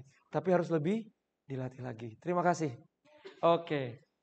Nah, ekspresi teman-teman itu juga salah satu yang membuat komunikasi verbal kita akan lebih kuat tersampaikan kepada audiens. Next. Postur yang tadi kita ngomong. Enak nggak kalau ngeliat saya begini? Enggak. Oke, berarti ini seperti selera ya? Enggak. Di komunikasi itu gak ada selera. Ini namanya close posture. Ini namanya close posture. Boleh apa tidak? Sangat disarankan untuk tidak dilakukan. Karena akan menimbulkan interpretasi yang berbeda. Yang disarankan adalah yang selanjutnya. Yang disarankan yang ini. Yang tidak disarankan yang ini. Yang ganti selanjutnya. Kenapa tidak disarankan? Karena sudah terlihat ya, dari foto saja, Obama dan Putin. Ini bukan hanya, kebetulan aja tuh capture-nya. Enggak. Tapi lihat tangannya. Dua-duanya sama-sama tertutup. Kebawa di ekspresinya. Ya Amerika sama Rusia emang bestie. Enggak kan? Wajar ketika mereka itu menunjukkan ekspresi atau gestur yang seperti ini. Karena itu adalah message yang mungkin mereka ingin sampaikan bahwa kalau nggak terpaksa gue nggak akan di sini, Tin. Aduh, Mak, Obama maksudnya. Gue juga nggak mau sebenarnya, tapi terpaksa. Nah, terlihat dari gesturnya dan mimiknya. Sama yang sebelah sini. Ini Angela Merkel. Dia itu adalah, saya lupa, konselornya Jerman atau coba Jerman ya? Coba di hide. Oh no, nggak bisa berarti ya. Hide. Oke, kanselernya Jerman, betul. Jadi waktu ini saya melihat sendiri videonya karena diberitakan juga di Liputan 6. Agak sakit hati saya kalau jadi Angela Merkel. Karena ketika disuruh foto, kayak mungkin ya bahasanya kayak, Donald, ayo kita foto dulu. Dia nggak mau berfoto. Bahkan dia terpaksa begitu. Kayak dia tetap ngadep ke kamera tapi dia menunjukkan postur yang tertutup dengan ekspresi yang cemberut. Yang Angela Merkel berusaha untuk kayak, Besti, senyum dong. Nggak mau. Nah itu pesan yang mungkin bisa disampaikan tanpa mengeluarkan kata-kata. Itu komunikasi nonverbal. Jadi kalau misalnya kita mau melakukan praktek public speaking, jangan dilakukan. Yuk, next. Kelewat dikit. Balik lagi. Nah, eye contact. Penting? Penting banget. Dari tadi saya berusaha untuk memandang satu-satu matanya. Tapi ada nggak yang pernah dengar? Kalau takut mandang matanya, pandang dahinya. Pernah. Oke. Saya tes ya di sini ya. Saya pandang apanya ini? Mata. Kalau ini apa? Dahi. Kalau ini? Ini nih, apa pundak? Iya nggak sih? Kalau saya ngomong dengan pandang begini enak nggak? Enggak. Kalau gini enak nggak? Enggak juga. Tapi kalau gini? Iya. Yes. Itu gitu loh. Nih ya, kalau yang masih percaya, kalau pandang mata grogi, pandang alis. Saya coba memandang mbaknya. Baiklah. Ayo baiklah. Oke, namanya siapa? Anggi. Namanya Anggi. Mbak Anggi dari divisi mana? Dari data. Divisi data Jakarta Smart City. Oke. Nah, ini saya pandang apa barusan? Pandang mata saya. Oke. Kalau sekarang saya pandang apa ini? Apa itu mulut? Lebih enak mana? Lebih enak lihat mata. Ini ya? Iya. Takut tapi. Enggak, saya enggak menerkam. Tapi sebagai orang yang diajak berbicara, ngerasa nggak kalau orang ini benar-benar mandang mata dan orang ini pura-pura seolah-olah melihat mata tapi melihat yang lainnya? Ngerasa? Ngerasa. Oke. Nah, itu tadi teman-teman. Jadi nggak ada alasan ngelihat alis, ngelihat apa, pandang mata. Bener nggak, Cak? Ya kan? Kalau ngobrol pernah nggak lepas dari mata? Enggak kan? Hilang mata kalau lepas. Enggak, maksudnya adalah gini teman-teman. Eye contact itu gunanya adalah untuk membangun chemistry, engagement kita dengan lawan bicara. Dan itu adalah bentuk respect, penghormatan kita terhadap lawan bicara. Ya kan? Kalau kita ngobrol sama mandang mata gini itu lebih enak. Tapi memang kadang-kadang ada beberapa orang yang punya mata tuh terlalu tajam dan mengintimidasi. Kita tuh dari pertama kayak, oke, gue bisa ngelawan nih. Mau. Lama-lama tuh kemana-mana matanya. Tapi ketika kalian menjadi seorang public speaker yang profesional, nggak boleh lagi tuh begitu. Jadi harus bener-bener pandang mata. Karena dari matamu. Enggak, jangan konsen aja. Nanti aja, ada sesi yang berbeda. Ibaratnya dari mata, jatuh ke hati itu. Oh, suaranya bagus, Ibu. Selain jadi pemain sinetron, ikut idol, Bu. Jadi gitu, teman-teman ya. Eye contact. Terus gimana sekarang soal eye contact yang di era baru ini? Enggak. Nah, lagi. Balik. Nah, pernah nggak yang pas kemarin ikutan Zoom, mungkin di kelas, atau mungkin meeting kerjaan segala macam, ada beberapa orang yang dia itu naruh laptopnya mungkin lebih di bawahnya dia, jadi dia ngomong, tapi matanya nggak ke kamera. Jadi kayak yang, ya teman-teman terima kasih ya sudah di Zoom ini ya. Enak nggak kita yang diajak ngobrol? Nggak enak pasti. Pasti kita juga kayak, lu juga nggak niat off kamera deh. Nah, ketika saya ngisi seminar kemarin, ngomong soal public speaking dan eye contact ketika lewat Zoom, itu saya benar-benar tidak mau melepaskan mata saya ke titik kamera. Karena, walaupun itu orang di belakang itu bukan berpandangan langsung dengan kita, tapi ketika kita mengalihkan sedikit dari pandangan kamera, itu pasti akan terlihat. Atau misalnya ada nggak yang bikin instastory, tapi nggak ngeliat kamera, kayak, ya ini kita lagi olahraga nih. Ada nggak yang begitu? Matanya kemana sih sebenarnya? Sebenarnya ngomong sama siapa sih? Sebenarnya ngomong sendiri? Enggak kan? Kalau kita posting berarti kan kita berharap dilihat sama orang. Berarti kita berharap kita itu seolah-olah berbicara dengan orang yang melihat video kita. Alangkah baiknya dipandang itu kamera. Oke. Saya coba di sini mau pinjam handphone deh. Saya mau ngajak ngobrol Mas yang sebelah sini tapi lihat kamera ya. Lihat kamera ya Mas ya. Namanya siapa Mas? Perkenalkan, nama saya Alif Baihaki, asalnya dari Depok. Kerja di sini atau umum? Saya mahasiswa akhir. Mahasiswa akhir. Oke, preview sendiri Mas. Perkenalkan, nama saya Alif Baihaki. Masih eye contact? Masih. Kerja di sini atau saya mahasiswa akhir. Mahasiswa akhir. Barusan ada yang sempat lost contact nggak? Ada dikit. Nih. Waktu pas pertanyaan. Saya mahasiswa akhir. Nah, saya padahal tadi udah jelas perintahnya adalah pandang kamera jangan sampai lepas. Tapi dia ke distract ketika saya bertanya dia malah ke atas lagi matanya. Nah itu, jadi kamera itu sebenarnya teman-teman itu akan menunjukkan kejujuran. Kalau kalian grogi akan terlihat banget di kamera. Kalau kalian ke distract akan terlihat banget di kamera. Bahkan kami ketika presenter, studionya Liputan 6 itu studio yang terbuka. Jadi ketika misalnya ini kamera di sini, orang tuh lewat-lewat. Bayangin ketika misalnya kamu gampang ke distract. Gak mungkin dong saya misalnya lagi baca berita saya gini. Bahkan karena kita tuh 2 studio dalam satu kantor, Indosiar dan SCTV, teman-teman Indosiar kalau sudah selesai duluan, itu suka gini-gini di belakang kamera. Itu ada contohnya di TikTok teman saya namanya Wanda Dwi Utari. Itu yang sampai viral, sampai entah berapa juta orang yang nonton. Saya lagi siaran, dia begini-begini. Tapi saya berusaha untuk tetap stay. Eye contact gak boleh kemana-mana. Walaupun saya pengen lihat gitu, dia ngapain sih. Tapi saya tahan, karena apa? Mata kamera itu jujur. Ketika kita meleng sedikit, paham kan ya meleng ya? Ketika kita agak lepas sedikit dari titik kamera, kamera itu akan ngebaca. Oh, gak eye contact. Jadi memang agak susah. Eye contact dengan manusia itu susah. Dengan kamera jauh lebih susah sebenarnya. Nah tapi teman-teman wajib bisa. Insya Allah pasti bisa. Oke, next. Nah gimana caranya agar percaya diri saat berbicara di depan publik? Ada yang tahu? Gimana caranya? Ya praktekkan yang tadi saya ngomongin itu.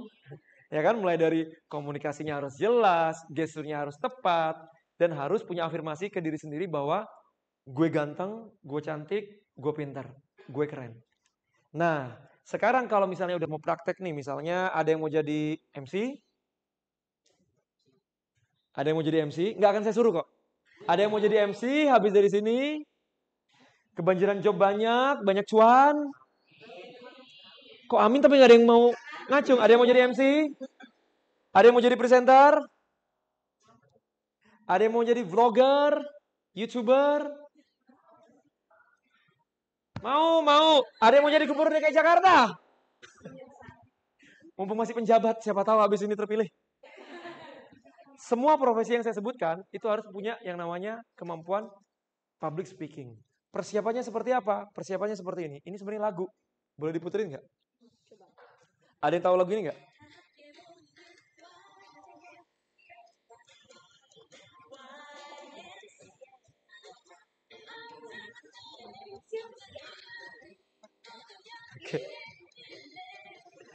Oke.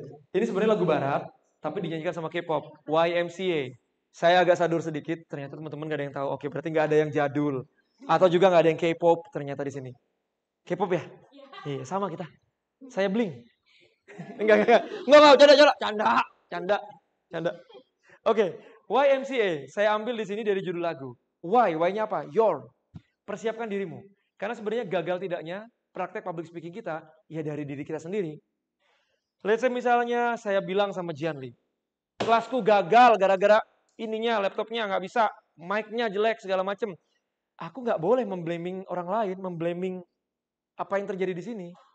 Tanpa mic pun, show must go on. Tanpa PPT pun, show must go on. Itu berarti apa? Tergantung ke your, dirimu sendiri. Kedua, message. Pesannya apa? Tanpa mic, tanpa PPT. Saya bisa tetap menjalankan kelas ini karena apa? Saya tahu pesan yang ingin saya sampaikan apa. Karena saya udah pelajarin. Karena saya sudah tahu nih yang diminta sama Jakarta Smart City tentang public speaking. Message-nya saya udah persiapkan. Y, M, udah dapat. C-nya, channel, tatap muka atau virtual. Oke, jangan bilang fully tatap muka. Oke, nggak ada mic, nggak ada PPT, tetap aja saya berusaha untuk merangkul semua teman-teman yang di sini. Saya jalan ke sana, saya jalan ke sini kayak bola bekel. Karena apa? Saya pengen bangun engagement tadi. YM, C-nya, channelnya udah dapat. Audiensnya, siapa lawan bicaranya? Teman-teman semua yang luar biasa di sini. Karena teman-teman memberikan energi positif, memfeedbackkan kembali ke saya, akhirnya saya merasa nyaman, saya bercanda, saya kemana-mana tadi. Tapi kalau teman-teman udah jaim dari awal, udah jutek dari awal, udah. Saya mendingan berdiri di sini aja, nggak usah kemana-mana. Yang penting saya selesai, udah menjalankan tugas saya, dibayar nanti ya. Iya. Udah itu doang gitu. Tapi kan nggak mungkin saya cuma seperti itu. Saya berusaha sadar bahwa amanah yang diberikan sama teman-teman dari Jakarta Smart City mengharapkan saya memberikan kelas yang interaktif. Tadi kan udah dibahas kita ya.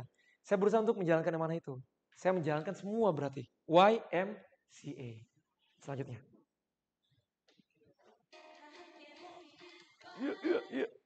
Oke. Preparation. Karena menurut saya ini. Selama teman-teman punya persiapan yang bagus, kemungkinan show yang kalian jalankan atau apapun itu akan lebih lancar. Misalnya adik yang SMP ini, kalau nggak nge-MC, seringnya apa? Presentasi di depan kelas, betul? Oke, saya harap semoga keluar dari sini presentasi kamu lebih cetar membahana, dar ya. Jangan kayak teman-teman cuman kayak ya udah, cuma halo selamat pagi, saya David, mau presentasi ini. Sekarang keluar dari sini nggak boleh. Langsung, selamat pagi semuanya. Hai, aku David. Sekarang teman-teman harus mendengarkan presentasiku tentang ini. Jadi harus diperhatikan ekspresi tadi, betul? Intonasi tadi, artikulasi tadi harus diperhatikan. Nah, caranya apa? Persiapan. Belajar. Walaupun ini sudah ribuan kali saya kasih, nggak lebay banget. Ratusan kali saya presentasikan, tapi saya setiap kali mau ada kelas, udah stres sendiri. 2 hari saya belajar sendiri. Saya praktekin lagi. Oke, Fit, besok lu harus ngomong begini. Oh, kemarin tuh kayaknya salah. Harus diubah ya, besok begini. Belajar. Karena gak ada seorang public speaker yang terlahir langsung brojol jadi public speaker. Enggak. Karena ini adalah seni berbicara. Berarti bisa dipelajari. Next. Nah ini. Kegagalan itu adalah gagal bersiap. Berarti harus bersiap untuk gagal. Saya kalau siaran minimal datang ke studio setengah jam sebelum show. Karena saya harus baca lagi, harus latihan lagi. Harus dipraktekkan lagi. Karena apa? Saya takut untuk gagal. Ya walaupun sebenarnya mistake itu adalah is a part of the show. Show must go on. Saya sedikit cerita di sini. Saya punya 2 bapak. Enggak deng, 3. Bapak kandung, bapak angkat, dan bapak tiri. Ketika 2018 Asian Games di Palembang, bapak saya meninggal ketika saya setengah jam setelahnya harus presentasi, harus live report, nge-present Indonesia menang sepak takraw. Apakah saya harus bernangis? Enggak. Karena sepak takraw itu menang. Penonton nggak mau tahu, ini presenter mau bapaknya meninggal atau apa, nggak mau tahu, show must go on. Kalau masih ada waktu nanti saya coba sharing. Jadi di situ saya pura-pura bahagia. Padahal di sini udah pengen nangis, udah nggak bisa ngomong, rasanya nyesek. Setiap kali mau ngomong itu kayak goyang-goyang udah. Saya berusaha untuk menjauh dari semuanya. Ada teman-teman lain segala macam. Saya cuma teks, bapak gue meninggal, jangan ajak ngobrol. Saya fokus untuk biar live report saya bagus. Preparation saya seperti itu. Karena saya merasa bahwa show must go on, nggak boleh ada excuse apapun. Bahkan Wanda Dwi Utari itu lebih parahnya lagi. Dia lagi show, present di studio. Mamanya cuma bilang gini, Dek, langsung pulang ya, papa sudah pulang. Dia taunya papanya sakit tapi di rumah. Apa sih mah? Jadi Wanda ketika sudah segmen terakhir, papa udah nggak ada. Tapi dia tetap berusaha untuk menahan emosi. Dia udah mulai nggak kuat ketika bilang, saya Wanda Dwi Utari, selamat siang. Dia langsung keluar air mata, langsung dia buka telepon. Kamu bisa tanya sendiri sama Wanda. Ini kan 2 udah kenal Wanda ya. Wanda itu senasib sepenanggungan sama seperti saya. Menjalankan show di mana kita harus menangis sebenarnya, tapi kita berusaha untuk tersenyum. Nah, public speaker harus seperti itu. Mau heels kalian itu menyiksa sejam atau 2 jam, nggak boleh yang kayak harus tetap. Karena beauty is cewek-cewek jago banget sebelah sini. Walaupun mata berat, tapi bulu matanya 3, tetap harus cetar. Ya itulah konsekuensinya sebagai public speaker. Oke, next. Oke, ini tips dari saya. Do TSR, think, scripting, sama rehearsing. Jadi kalau kalian misalnya nggak bisa menghafal, tulis. Tulis yang mau kalian omongin. Bikin seperti skrip. Kalau misalnya misalnya saya alhamdulillah udah 11 tahun ya. Saya tidak perlu menulis kayak A sampai Z seperti paragraf. Saya cukup pointers. Jadi saya ngelewatin scripting. Tapi saya akan tetap think dan rehearsing. Tapi kalau teman-teman nggak bisa, lakukan ketiga ini. Tulis, mau kayak misalnya Assalamualaikum, selamat siang. Tulis sedetail mungkin. Karena kadang-kadang kalau kita terus latihan, alam bawah sadar kita udah ngelok nih. Udah hafal begitu aja. Gitu. Selanjutnya. Oke, ini cue card. Udah tahu cue card ya? Prompter juga udah tahu. Banyak nih kalau misalnya saya siaran sambil live TikTok. Kak David hebat banget. Bisa hafalannya kuat. Padahal dia nggak tahu. Ada teleprompter yang saya baca. Karena kalau kita bukan live report, kita itu membaca. Kalau live report, kita itu memahami dan menyampaikan. Makanya kita ada cue card dan teleprompter. Nah, penting banget, iya. Karena kalau sampai kita salah baca cue card, salah baca prompter, itu bisa fatal. Ada yang mau latihan di sini? Ini dapat hadiah apa? Ada hadiahnya. Ada hadiahnya. Oh, langsung mau coba. Oke, boleh ke depan. Aca mau coba? Oke, ini kompetitif teman saya yang satu ini ya. Oke, berdua. Boleh kasih tepuk tangan? Yuk, coba ke depan. Coba latihan ini. Saya minta kalian sweet atau mau pilih sendiri. Mau yang bahasa Inggris? Atau habis ini ada yang bahasa Indonesia? Atau mau dua-duanya mau latihan bahasa Inggris dulu?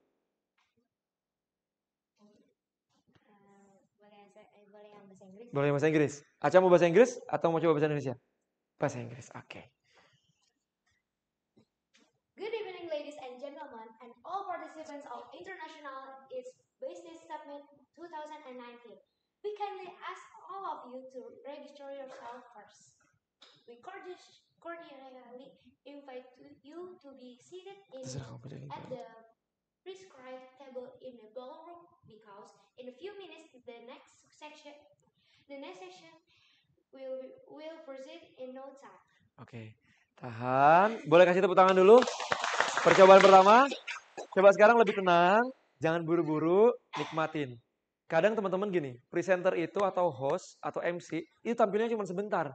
Yang paling lama yang tampil adalah ketua panitia, terus adalah yang manajer ini, manajer itu, yang bisa kalau pembukaan atau misalnya sambutan bisa berjam-jam. Kita itu kalau misalnya melewatkan yang cuma semenit doang untuk tampil dengan berantakan kayak tadi, orang akan lupa. Coba, ini bener-bener show kamu yang paling cantik, kamu yang paling pinter, tenang, baca pelan. Yuk. Good evening, ladies and gentlemen, and all participants of International is Business Summit 2019. We kindly ask all of you to register yourself first. We cordially invite you to be seated at the prescribed table in the ballroom, because in a few minutes the next session will proceed in no time. Oke, lebih bagus yang mana? Yang kedua, karena yang kedua lebih percaya diri. Dia memberikan smiling voice di situ, dia berusaha untuk menyapa audiensnya. Nah, itu poinnya. Berarti harus dinikmati. Mau coba lagi? Oke, mau coba lagi. Saya suka nih yang kompetitif begini nih.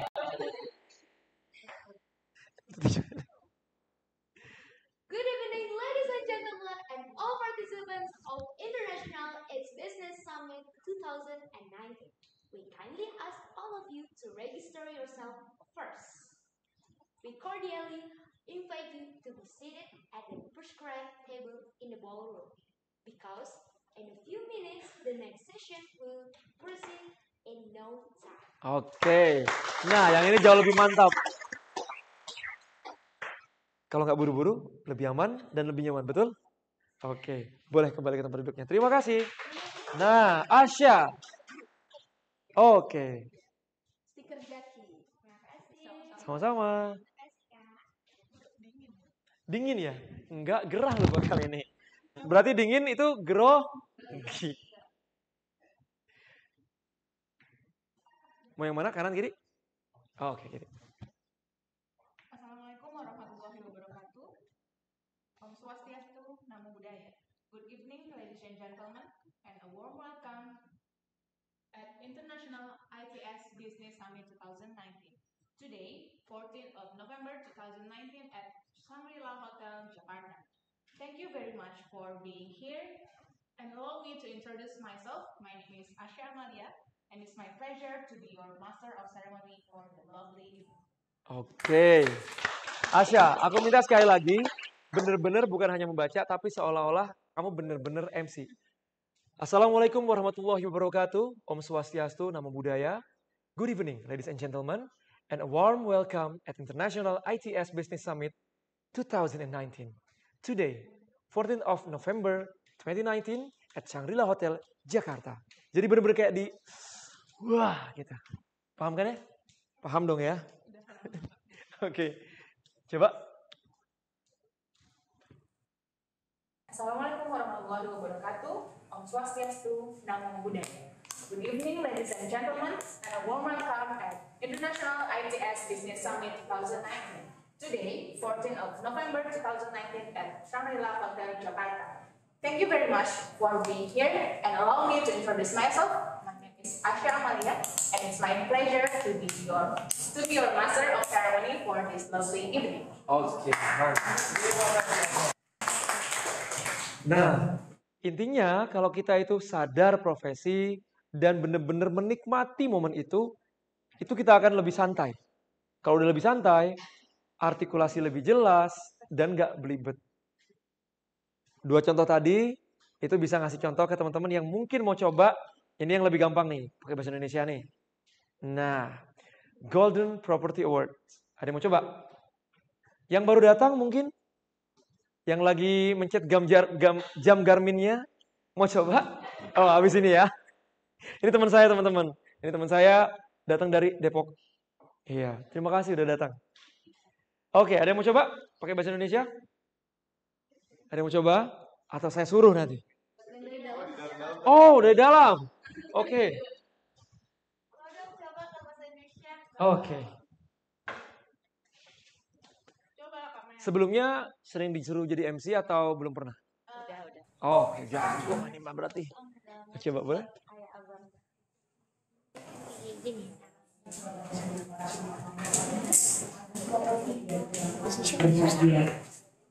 Property Awards merupakan ajang apresiasi bagi para pelaku bisnis properti tanah air yang diadakan di sekali sejak tahun 2015. Golden Property Awards merupakan property awards progresif riset dari survei satu-satunya di Indonesia dengan kriteria terukur dan terpercaya. Pada Golden Property Awards 2021, Indonesia Property Awards berkolaborasi dan bersinergi dengan 99 grup rumah sampai dengan untuk memberikan apresiasi yang lebih luas bagi masyarakat Indonesia properti di tanah air.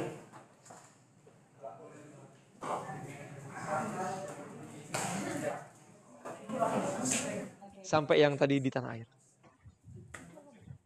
Saat ini Golden Property Awards. Enggak, diulangi lagi. Selamat siang, Bapak Ibu pengembang properti. Selamat siang Bapak dan Ibu para pengembang properti, agen properti dan perbankan yang berbahagia. Golden Property Awards merupakan ajang apresiasi bagi para pelaku bisnis properti di tanah air yang diadakan 2 tahun sekali sejak tahun 2015. Golden Property Awards merupakan property awards berbasis riset dan survei satu-satunya di Indonesia dengan kriteria terukur dan terpercaya.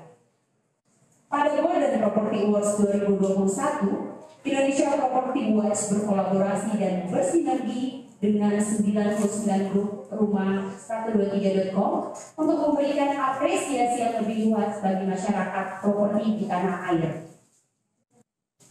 Gimana rasanya? Beda. Tapi anak-anak yang saya pertama kan?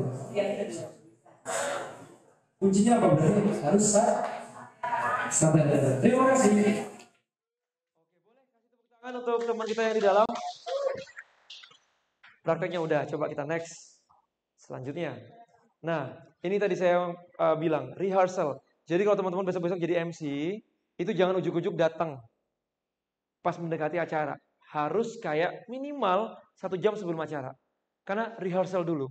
Percaya nggak percaya kalau teman-teman datang dulu, injek dulu itu panggung, itu akan lebih tenang. Daripada tiba-tiba kalian mepet datangnya terus tiba-tiba baru naik. Itu akan lebih deg-degan. Karena kalau saya menguasai panggung itu nggak perlu harus nunggu orang ada dulu. Tapi misalnya orang kosong nih, saya jalan sendiri nih. Nanti kalau aku ngomong aku akan ke sini. Oke, berarti akan ngadep ini. Kamera di sini, berarti aku akan ke sini. Angle-nya begini, aku akan ke sini. Nah, itu gunanya rehearsal. Selain kita baca lagi cue card atau teleprompter tadi. Kita skip videonya langsung. Skip aja.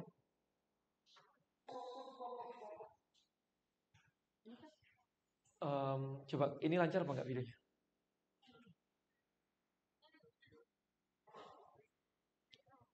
Oke, kita skip. Gak apa, kita skip aja. Jadi ini adalah salah satu kejadian fatal di ajang Miss Universe di tahun 2015. Ada yang tahu? Steve Harvey, MC-nya, salah baca cue card. Yang disebutkan pemenang harusnya yang Filipina. Tapi yang disebutin adalah yang Kolombia. Bayangin ketika itu, teman-teman tinggal searching sendiri ya. Bayangin ketika itu dia bilang, Miss Universe 2015 is Kolombia. Yang Kolombia udah begini-begini. Penonton semuanya, pendukungnya udah teriak-teriak. Bahkan sudah crowning moment. Sudah sampai ke sini nih. Sudah sampai ke sini. Nggak bisa ya. Nah, jadi sampai Steve Harvey itu meralat dan memanggil ulang, Filipina ya yang menang, nggak jadi Kolombia, Filipina. Jadi bayangin malunya gimana sebagai Kolombia tadi, gimana kecewanya sebagai pendukungnya tadi yang sudah melihat, sudah di crowning loh, sudah dapat mahkota loh. Itu salah fatal? Iya. Itu bisa apa ya? MC itu kan sebagai leader ya, leader sebuah acara. Itu akan menentukan sukses tidaknya itu acara. Ini berarti apa? Bisa gagal. Yang diingat bukan show-nya, tapi kesalahannya. Jadi harus benar-benar dibaca. Jangan sampai salah baca.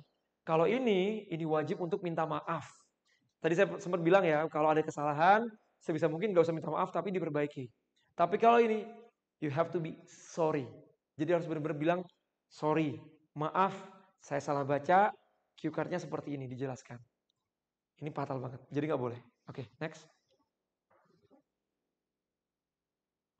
Ya, ini bentuk-bentuk profesi sebagai public speaker. Yang pertama Master of Ceremony. Mungkin teman-teman udah tahu sebagai MC. MC itu ada formal, ada non formal. Itu bisa tergantung dengan apa yang mau kalian branding di situ. Ada kok MC formal, tapi dia menyisipkan misalnya jokes sedikit dengan pantun, dengan misalnya pakai peribahasa. Jadi teman-teman jangan sampai kehilangan jati diri. Saya ini sebenarnya orangnya agak kocak. Jadi setiap kali saya ngajar, saya nggak mau jadi orang yang terlalu serius. Saya pasti kasih ada jokes di situ, kasih guyonan di situ. Jadi saya nggak mau kehilangan jati diri. Moderator, ini mungkin teman-teman juga sudah tahu. Ada yang sudah pernah jadi MC, moderator? Oke, oh kecil-kecil loh, udah jago. Oke, selanjutnya host. Nah ini sebenarnya hampir sama, tapi kalau host ini konteksnya jauh lebih santai. Host ini adalah tuan rumah, jadi ini show-nya. Kalau saya MC, yang punya gawe misalnya Jian Lee sebagai Jakarta Smart City. Saya hanya sebagai Master of Ceremony. Ini bukan show saya, ini show orang yang saya bantu untuk ngelit. Tapi kalau host, ini dia akan merasa belong di situ. Misalnya hostnya podcast, karena itu show-nya dia, terserah dia mau ngatur flow-nya seperti apa, mau ngatur menggunakan bahasa yang seperti apa, itu dia sendiri yang menentukan. Itu host biasanya. Oke, next. Oke, ini juga agak tersendat-sendat pasti kita lompati. Nah, tips meningkatkan kemampuan berkomunikasi. Tunjukkan rasa hormat dan menghargai. Itu salah satunya dengan tadi, eye contact. Atau dengan yang tadi saya bilang, kalau ngomong sama anak kecil, kita agak menunduk dikit. Itu menunjukkan rasa hormat. Walaupun itu anak-anak, kita juga harus memberikan rasa hormat di situ, respect di situ. Kedua, mendengarkan baik-baik lawan bicara. Ada nggak yang suka ngobrol sama orang, dia itu suka dikit-dikit buka HP, nggak dengerin. Terus misalnya, lo dengerin gue nggak sih? Gue dengerin kok. Tapi begini, kesel nggak? Nah, jangan sampai seperti itu. Karena harus mendengarkan lawan bicara, harus benar-benar ngasih fully tension ke mereka. Beri tanggapan sesekali. Misalnya, ketika saya dialog sama narasumber. Nah, itu tanggapan. Jadi kalau teman-teman bicara nih misalnya, Mbak Eva curhat sama saya. Oh gitu ya Mbak ya. Walaupun kadang-kadang saya tuh udah kayak, aku udah capek dengerin kamu. Tapi berusaha untuk ngasih respon dengan ya, oh gitu ya Mbak ya. Kadang-kadang pernah nggak kita kebablasan nih ngasih respon. Ngapain lu bilang iya, emang lu ngerti? Enggak. Pernah nggak? Kenapa lu jawab iya? Kan lu harusnya jawabnya enggak. Oh gitu ya tadi ya. Nah tetap harus berusaha untuk mendengarkan. Jangan hanya memberi tanggapan, tapi mendengarkan. Harus benar-benar dengerin banget. Lakukan kontak mata, yang tadi kita bilang. Bahwa mau bikin konten di depan kamera, harus eye contact. Mau ngomong di depan umum juga harus eye contact. Bahasa tubuh ekspresi harus diperhatikan. Ada yang tahu tipsnya menghilangkan kata dan Ada yang suka ngomong dikit-dikit ada? Yang masih sering ngomong begitu kalau di depan umum? Banyak. Kadang masih keluar. Gimana tadi Mbak cara menghilangkannya? Mungkin bisa diam dulu sebentar. Oke. Break dulu sebentar. Nah, break dulu sebentar. Jeda dulu sebentar. Saya tipsnya biasanya ini dengan memanjangkan kata terakhir. Let's say misalnya saya mau ngomong soal Jakarta Smart City. Kalau saya kasih itu nggak enak. Beda dengan kalau misalnya saya ganti dengan begini. Saya ngomong Jakarta Smart City. Jakarta Smart City. Sebelum saya berusaha untuk mengingat Smart City, saya panjangin Jakarta Smart City. Daripada saya harus Jakarta Smart City. Nah, jeda nya itu panjangin kata terakhir. Let's say misalnya pengalaman Jakarta transformasi digital Pemprov DKI masa pandemi. Saya kasih jeda di situ. Karena saya berusaha untuk membaca dan berpikir, ini apa tulisannya ya, kok tulisannya begini. Kalau misalnya saya kasih jeda enak nggak? Pengalaman Jakarta transformasi digital, Pemprov DKI Jakarta masa pandemi. Enakan yang mana? Yang pertama, yang kedua? Jadi nggak kelihatan salahnya, nggak kelihatan mikirnya dengan dikasih jeda. Gitu. Selanjutnya, perhatikan intonasi berbicara. Jangan terlalu cepat ngomongnya, nanti pasti belibet. Saya masih punya PR itu. Karena kadang-kadang saya tuh suka ngomong, saking cepatnya, saya nggak ngerti ngomong apa. Pernah ada yang merasa begitu? Ya kan ya, kayak, tadi gue ngomong apa sih sebenarnya? Itu biasanya kalau kita menghafal, skripnya kepanjangan, kita berusaha untuk cepat-cepat selesai. Bener nggak? Jadi ada teman saya di sini, teman-teman. Ini adalah konten kreator, dia pelari juga. Dia sering bikin konten. Kita coba tanya-tanya dikit pengalamannya. Bener nggak? Kadang-kadang kalau kita bikin konten, ngomong kayak ngawang, terus kita nggak ngerti ngomong apa. Bener banget, sering banget. Biasanya kenapa tuh? Nggak tahu, kayak udah ada di pikiran dia mau ngomong apa, tapi kayak tau-tau pas ngomong blank gitu. Sering banget. Sering banget. Itu berarti satu, kita terlalu banyak ingin menyampaikan pesan. Sampai kadang-kadang overload di sini, overwhelming sendiri. Capek, akhirnya kayak otak ini nggak nyambung sama mulut. Yang mau diomongin lupa. Atau kadang-kadang sudah terucapkan, tapi kita nggak bisa dengerin suara kita sendiri. Gue tadi ngomong apa sih? Kok nggak jelas sih? Nah itu biasanya penyakit orang yang udah terlalu capek. Terlalu banyak yang diomongin. Selanjutnya, jauhkan gadget saat berbicara. Udah pasti ya, jangan kita misalnya mau curhat nih, tapi masih megang HP. Lebih baik kita jeda dulu. Sorry ya gue putus, gue mau balas dulu nih WhatsApp. Kita ngelanjutin habis ini. Itu lebih baik daripada kita megang HP, berusaha untuk mendengarkan, tapi mata-mata kita gini. Megang HP dikit-dikit ke bawah. Itu tidak hormat ke orang lain. Gak sopan. Nah, yang paling penting adalah tersenyum dan keluarkan energi positif. Mau kalian menstruasi buat yang cewek, mau ada masalah dengan pacarnya, dengan suaminya, dengan istrinya, tapi kalau udah show, penonton, audiens gak mau tahu itu. Seperti yang tadi saya bilang, bapak saya meninggal, emang ada yang peduli? Gak ada yang peduli. Yang peduli cuma saya sama orang tua, sama di rumah, keluarga. Penonton gak mau tahu. Bayangin misalnya, ketika misalnya saya memberikan emosi di situ, saya lagi sedih, saya bacakan informasi mengenai sepak takraw menang medali perak. Sepak takraw Indonesia memenangkan medali perak. Ada orang langsung mikir, ini saking terharunya atau apa? Padahal ini kabar gembira, menang medali kok sedih. Oh, bapaknya sakit, bapaknya meninggal. Nggak mau tahu. Penonton apalagi netizen nggak mau tahu. Bener nggak? Yang ada nanti akan dibully di situ. Iya, jadi harus show must go on. Dengan cara berikan senyuman terbaik dan juga keluarkan energi positif. Selanjutnya, satu hal yang paling penting dari kemampuan berkomunikasi adalah kemampuan mendengarkan. Mendengarkan itu bukan hanya mendengarkan lawan bicara, tapi mendengarkan diri sendiri. Kita bisa mengukur volume kita dari apa? Kita dengerin suara diri sendiri. Kita bisa mengukur intonasi kita kecepatan atau enggak dari apa? Mendengarkan diri sendiri.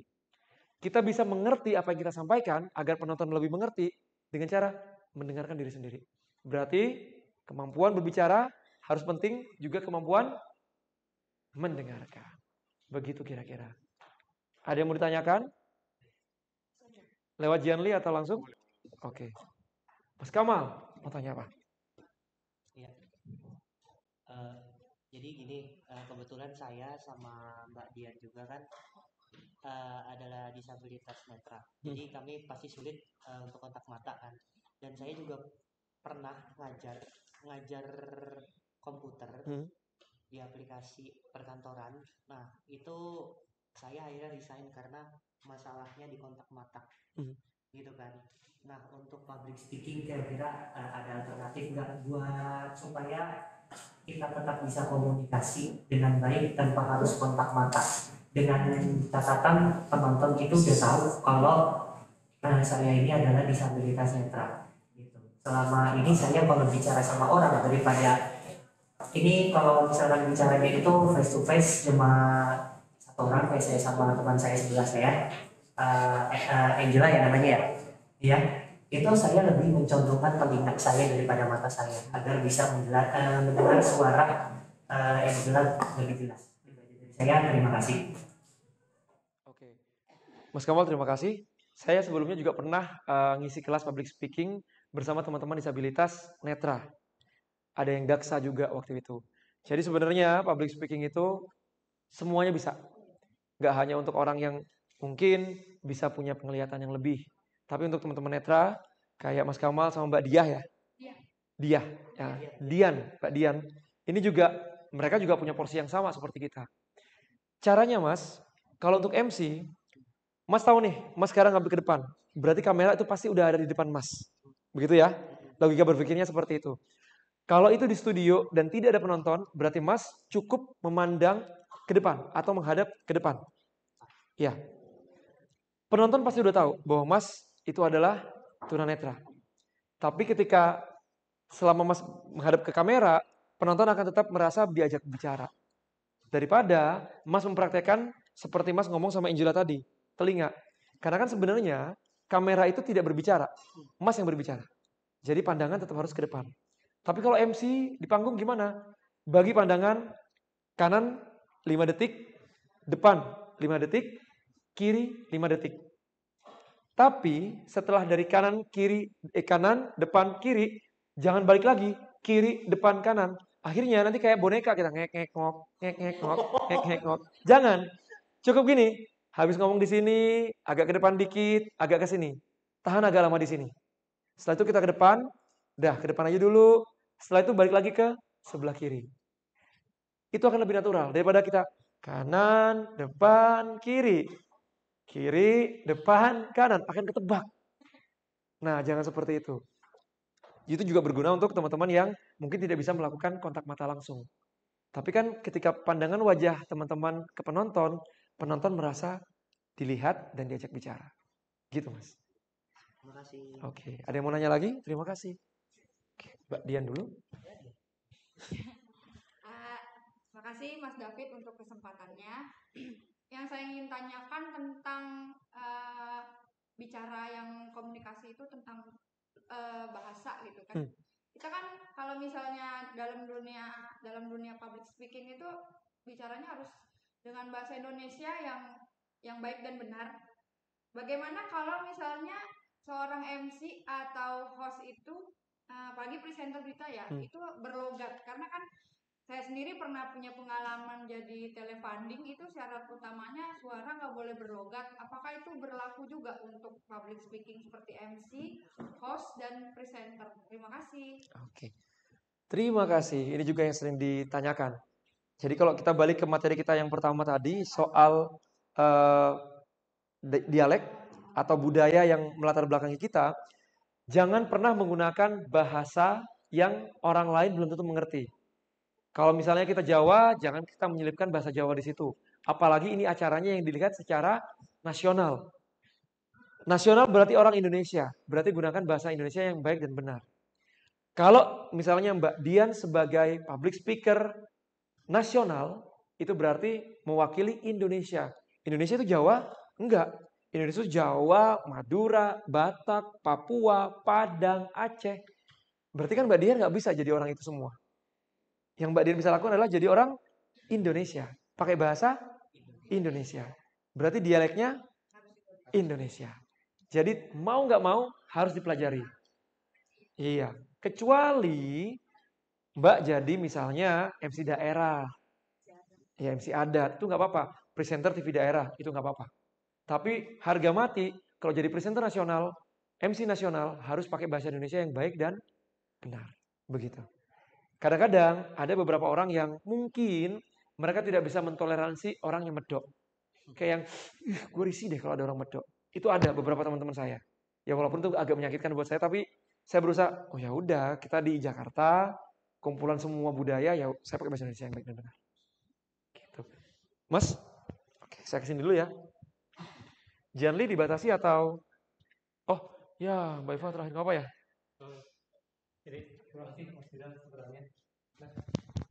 Ya, jangan ke belakang, jangan ke kantong lagi. Oke, sudah enggak. Oke, saya penasaran nih, Mas Dilan ini sebenarnya dari lahir itu sebenarnya intonasi bagus, terus power, terus dan bagus lah ya. Pernah nggak sih di situasi di mana Mas Dilan itu, misalnya kayak saya nih. Saya kalau melihat ini misalnya diputar lagi di tayangan ini, saya sendiri tuh malu gitu untuk melihat diri saya sendiri seperti itu. Berarti yang tahu sih. Kemudian yang kedua, tadi kan barrier atau hambatan itu kan kadang-kadang dari ini ya audiens ya. Saya pernah ngajar, cara ngajar sama di kelas yang berbeda. Tapi ada satu kelas ya, kita berinteraksi loh gitu loh. Tapi di kelas lainnya, ya kita tuh susah gitu dia karena audiensnya tuh pasif lah, tapi dia nggak ngasih respon feedback seperti itu. Nah itu gimana caranya Mas Dita mengatasi yang begitu? Terima kasih. Tadi yang saya tangkap adalah Mas Rizal dari lahir apa emang intonasinya enak? Enggak. Saya itu bayangin dari daerah saya Bondowoso Jawa Timur yang itu jauh banget, itu hampir ujungnya Jawa Timur, yang itu rumah saya di desa. Saya itu medoknya minta ampun. Berarti otomatis possible lah ya untuk bisa intonasi seperti ini ketika saya menjadi David Rizal yang di kampung. Tapi saya berusaha untuk hijrah ke Malang, saya belajar komunikasi di sana. Ketemu sama orang baru, bahasa baru, budaya baru. Di situ saya belajar. Saya beranjak lagi ke Jakarta, ketemu lagi budaya yang lebih banyak lagi secara nasional. Mau nggak mau, lingkungan yang membentuk saya, Mas. Dan ingat brandingnya. Branding saya adalah presenter. Ketika saya masuk ke klub lari, namanya Hokaran Club, ini ada 3 orang di sini. Saya tetap tidak melepaskan jubah saya sebagai presenter. Karena mereka kenal saya sebagai presenter. Nggak mungkin, saya tiba-tiba kayak, ya beberapa kali Zana selengean ya. Tapi kadang-kadang teman-teman saya tuh ngomong gini, ngomong sama David kayak dengerin berita. Kayak mohon maaf nih, 24/7 selama 11 tahun saya baca berita. Itu saya nggak bisa lepaskan. Nah kalau ngomong intonasi itu sudah muncul dari lahir, enggak. Itu bisa dibentuk, Mas. Bisa dipelajari dan bisa dibentuk.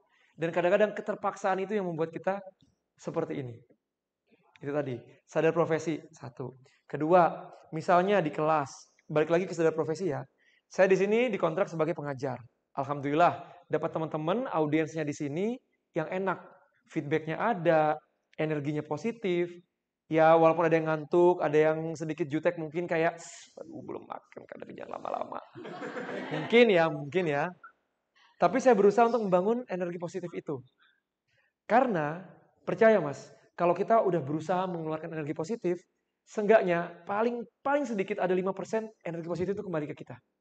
Dari 50 orang mungkin yang ada di sini, walaupun misalnya ini jutek semua, pastilah ada hati nurani mereka yang kayak kasihan, si pengajarnya udah berusaha kayak, wow. Pasti kayak ada satu orang tuh kayak. Nah kalau saya Mas, saya lebih memilih agak mengacaukan yang lainnya, saya hargai orang yang menghargai saya. Jadi saya merasa bahwa, oke, gue diterima di kelas ini, walaupun sama satu orang. Karena kalau misalnya Mas sudah merasa kecil, sudah merasa minder, kayak, wah, nggak betah nih orang-orang nih sama gue nih. Wah, gue nggak diterima di kelas ini, gue nggak terima di komunitas ini. Mas akan merasa minder, lama-lama Mas akan mau pamit. Ya nggak mungkin dong, saya nggak dibayar, ya kan? Balik lagi saya ngikutin bayaran maksudnya, nggak bercanda. Gitu loh Mas. Jadi energi positif ambil, walaupun itu cuma kecil. Itu akan membuat Mas akan mengeluarkan energi positif yang lebih besar. Tuh. Karena kita nggak bisa mengontrol orang, bener nggak? Kita tidak bisa meminta orang untuk suka sama kita. Ya. Tapi seenggaknya ketika kita mengeluarkan cinta akan berbalas. Asik sarangnya. Terima kasih. Oke, udah? Oh, terakhir Mbak Eva. Terima kasih ya. Terima kasih untuk panitia. Saya cuma mau tanya ini, kebetulan anak saya introvert ya. Jadi disclaimer juga introvert sebenarnya. Oh gitu. Yeah. Oh, oke. Jadi tipsnya untuk orang introvert itu biar bisa speak out itu seperti apa? Saya anggap Mbak adalah ibu saya. Karena saya introvert juga. Mbak, yang harus lakukan kepada anak yang introvert adalah kasih kesempatan. Kesempatan buat belajar, kesempatan buat tampil. Ibu saya itu bener-bener yang, saya anaknya introvert, disuruh ikut foto model. Saya anaknya introvert, disuruh jalan catwalk. Disekolahin, dibiayain. Dari Bondowoso ke Jember saya naik bis, setiap hari Sabtu dan Minggu, itu pada udah kayak, capek, nggak mau pergi. Harus les. Coba. Karena kadang-kadang anak-anak itu perlu diarahkan dan agak dipaksa dikit. Benar? Sebagai orang tua yang sudah punya anak tadi, hampir lulus SMP ya. Dan sebagai mama, bunda yang punya anak di sebelahnya langsung, memang anak tuh harus diarahkan sedikit dan agak dipaksa sedikit. Tapi disesuaikan dengan bakat dan minatnya. Jangan pernah memaksakan kehendak dari orang tua. Kayak misalnya nih, anaknya dipaksa jadi model. Padahal dia nggak mau. Ya jangan dipaksa. Ya dulu sebenarnya saya nggak mau, tapi lama-lama kok enak gitu ya. Diliatin orang. Dulu dapat surat, ya kan nggak ada dulu yang namanya DM gitu, nggak ada, dapat surat. Terus kayak seneng aja gitu, misalnya ada, Ibu ada surat nih buat Mas David, kayak dari mana? Fans. Kayak seneng banget gitu kalau dikasih gitu. Jadi mungkin dari yang tadi terpaksa, anaknya diarahkan. Yang penting anak itu dikasih kesempatan. Anak introvert, ini mungkin kita relate ya, karena sama-sama anak nih. Sama-sama anak-anak nih kita, enggak ya? Jadi anak yang introvert, kalau dikasih kesempatan, dikasih media untuk ngomong, dikasih media untuk berekspresi, itu akan jadi. Karena nggak semuanya anak introvert itu tidak bisa apa-apa. Ini buktinya. Karena apa? Karena mau belajar dan dikasih kesempatan buat belajar. Dikasih medianya itu dalam semua grup dulu atau bagaimana? Small group. Pernah nggak membagi-bagi kesempatan ke anak? Jujur. Anaknya ada berapa? 2. Nah ini 2-nya nih apple to apple biasanya nih. Ada nggak lebih condong misalnya kayak adik aja deh yang ngomong atau kakak aja deh yang ngomong? Enggak juga sih. Tapi saya sih encourage anak itu yang pertama ya. Kebetulan saya punya komunitas bahasa Inggris. Dan kebetulan saya jadi PIC di situ. Jadi saya encourage dia untuk ikut acara-acara gathering. Di situ dia harus speaking. Encourage saya seperti itu ke dia. Nah, cuma memang sekarang ini udah mulai ada lah hasilnya ya. Cuma yang namanya introvert itu yang malunya begini kalau baca atau kalau ngomong kayak gitu atau alhamdulillah sekarang dia udah bisa tampil di sekolah, misalkan dia nge-MC, nggak nge-MC sih sebenarnya ya, baca mungkin baca doa, baca apa yang seperti itu dia udah bisa.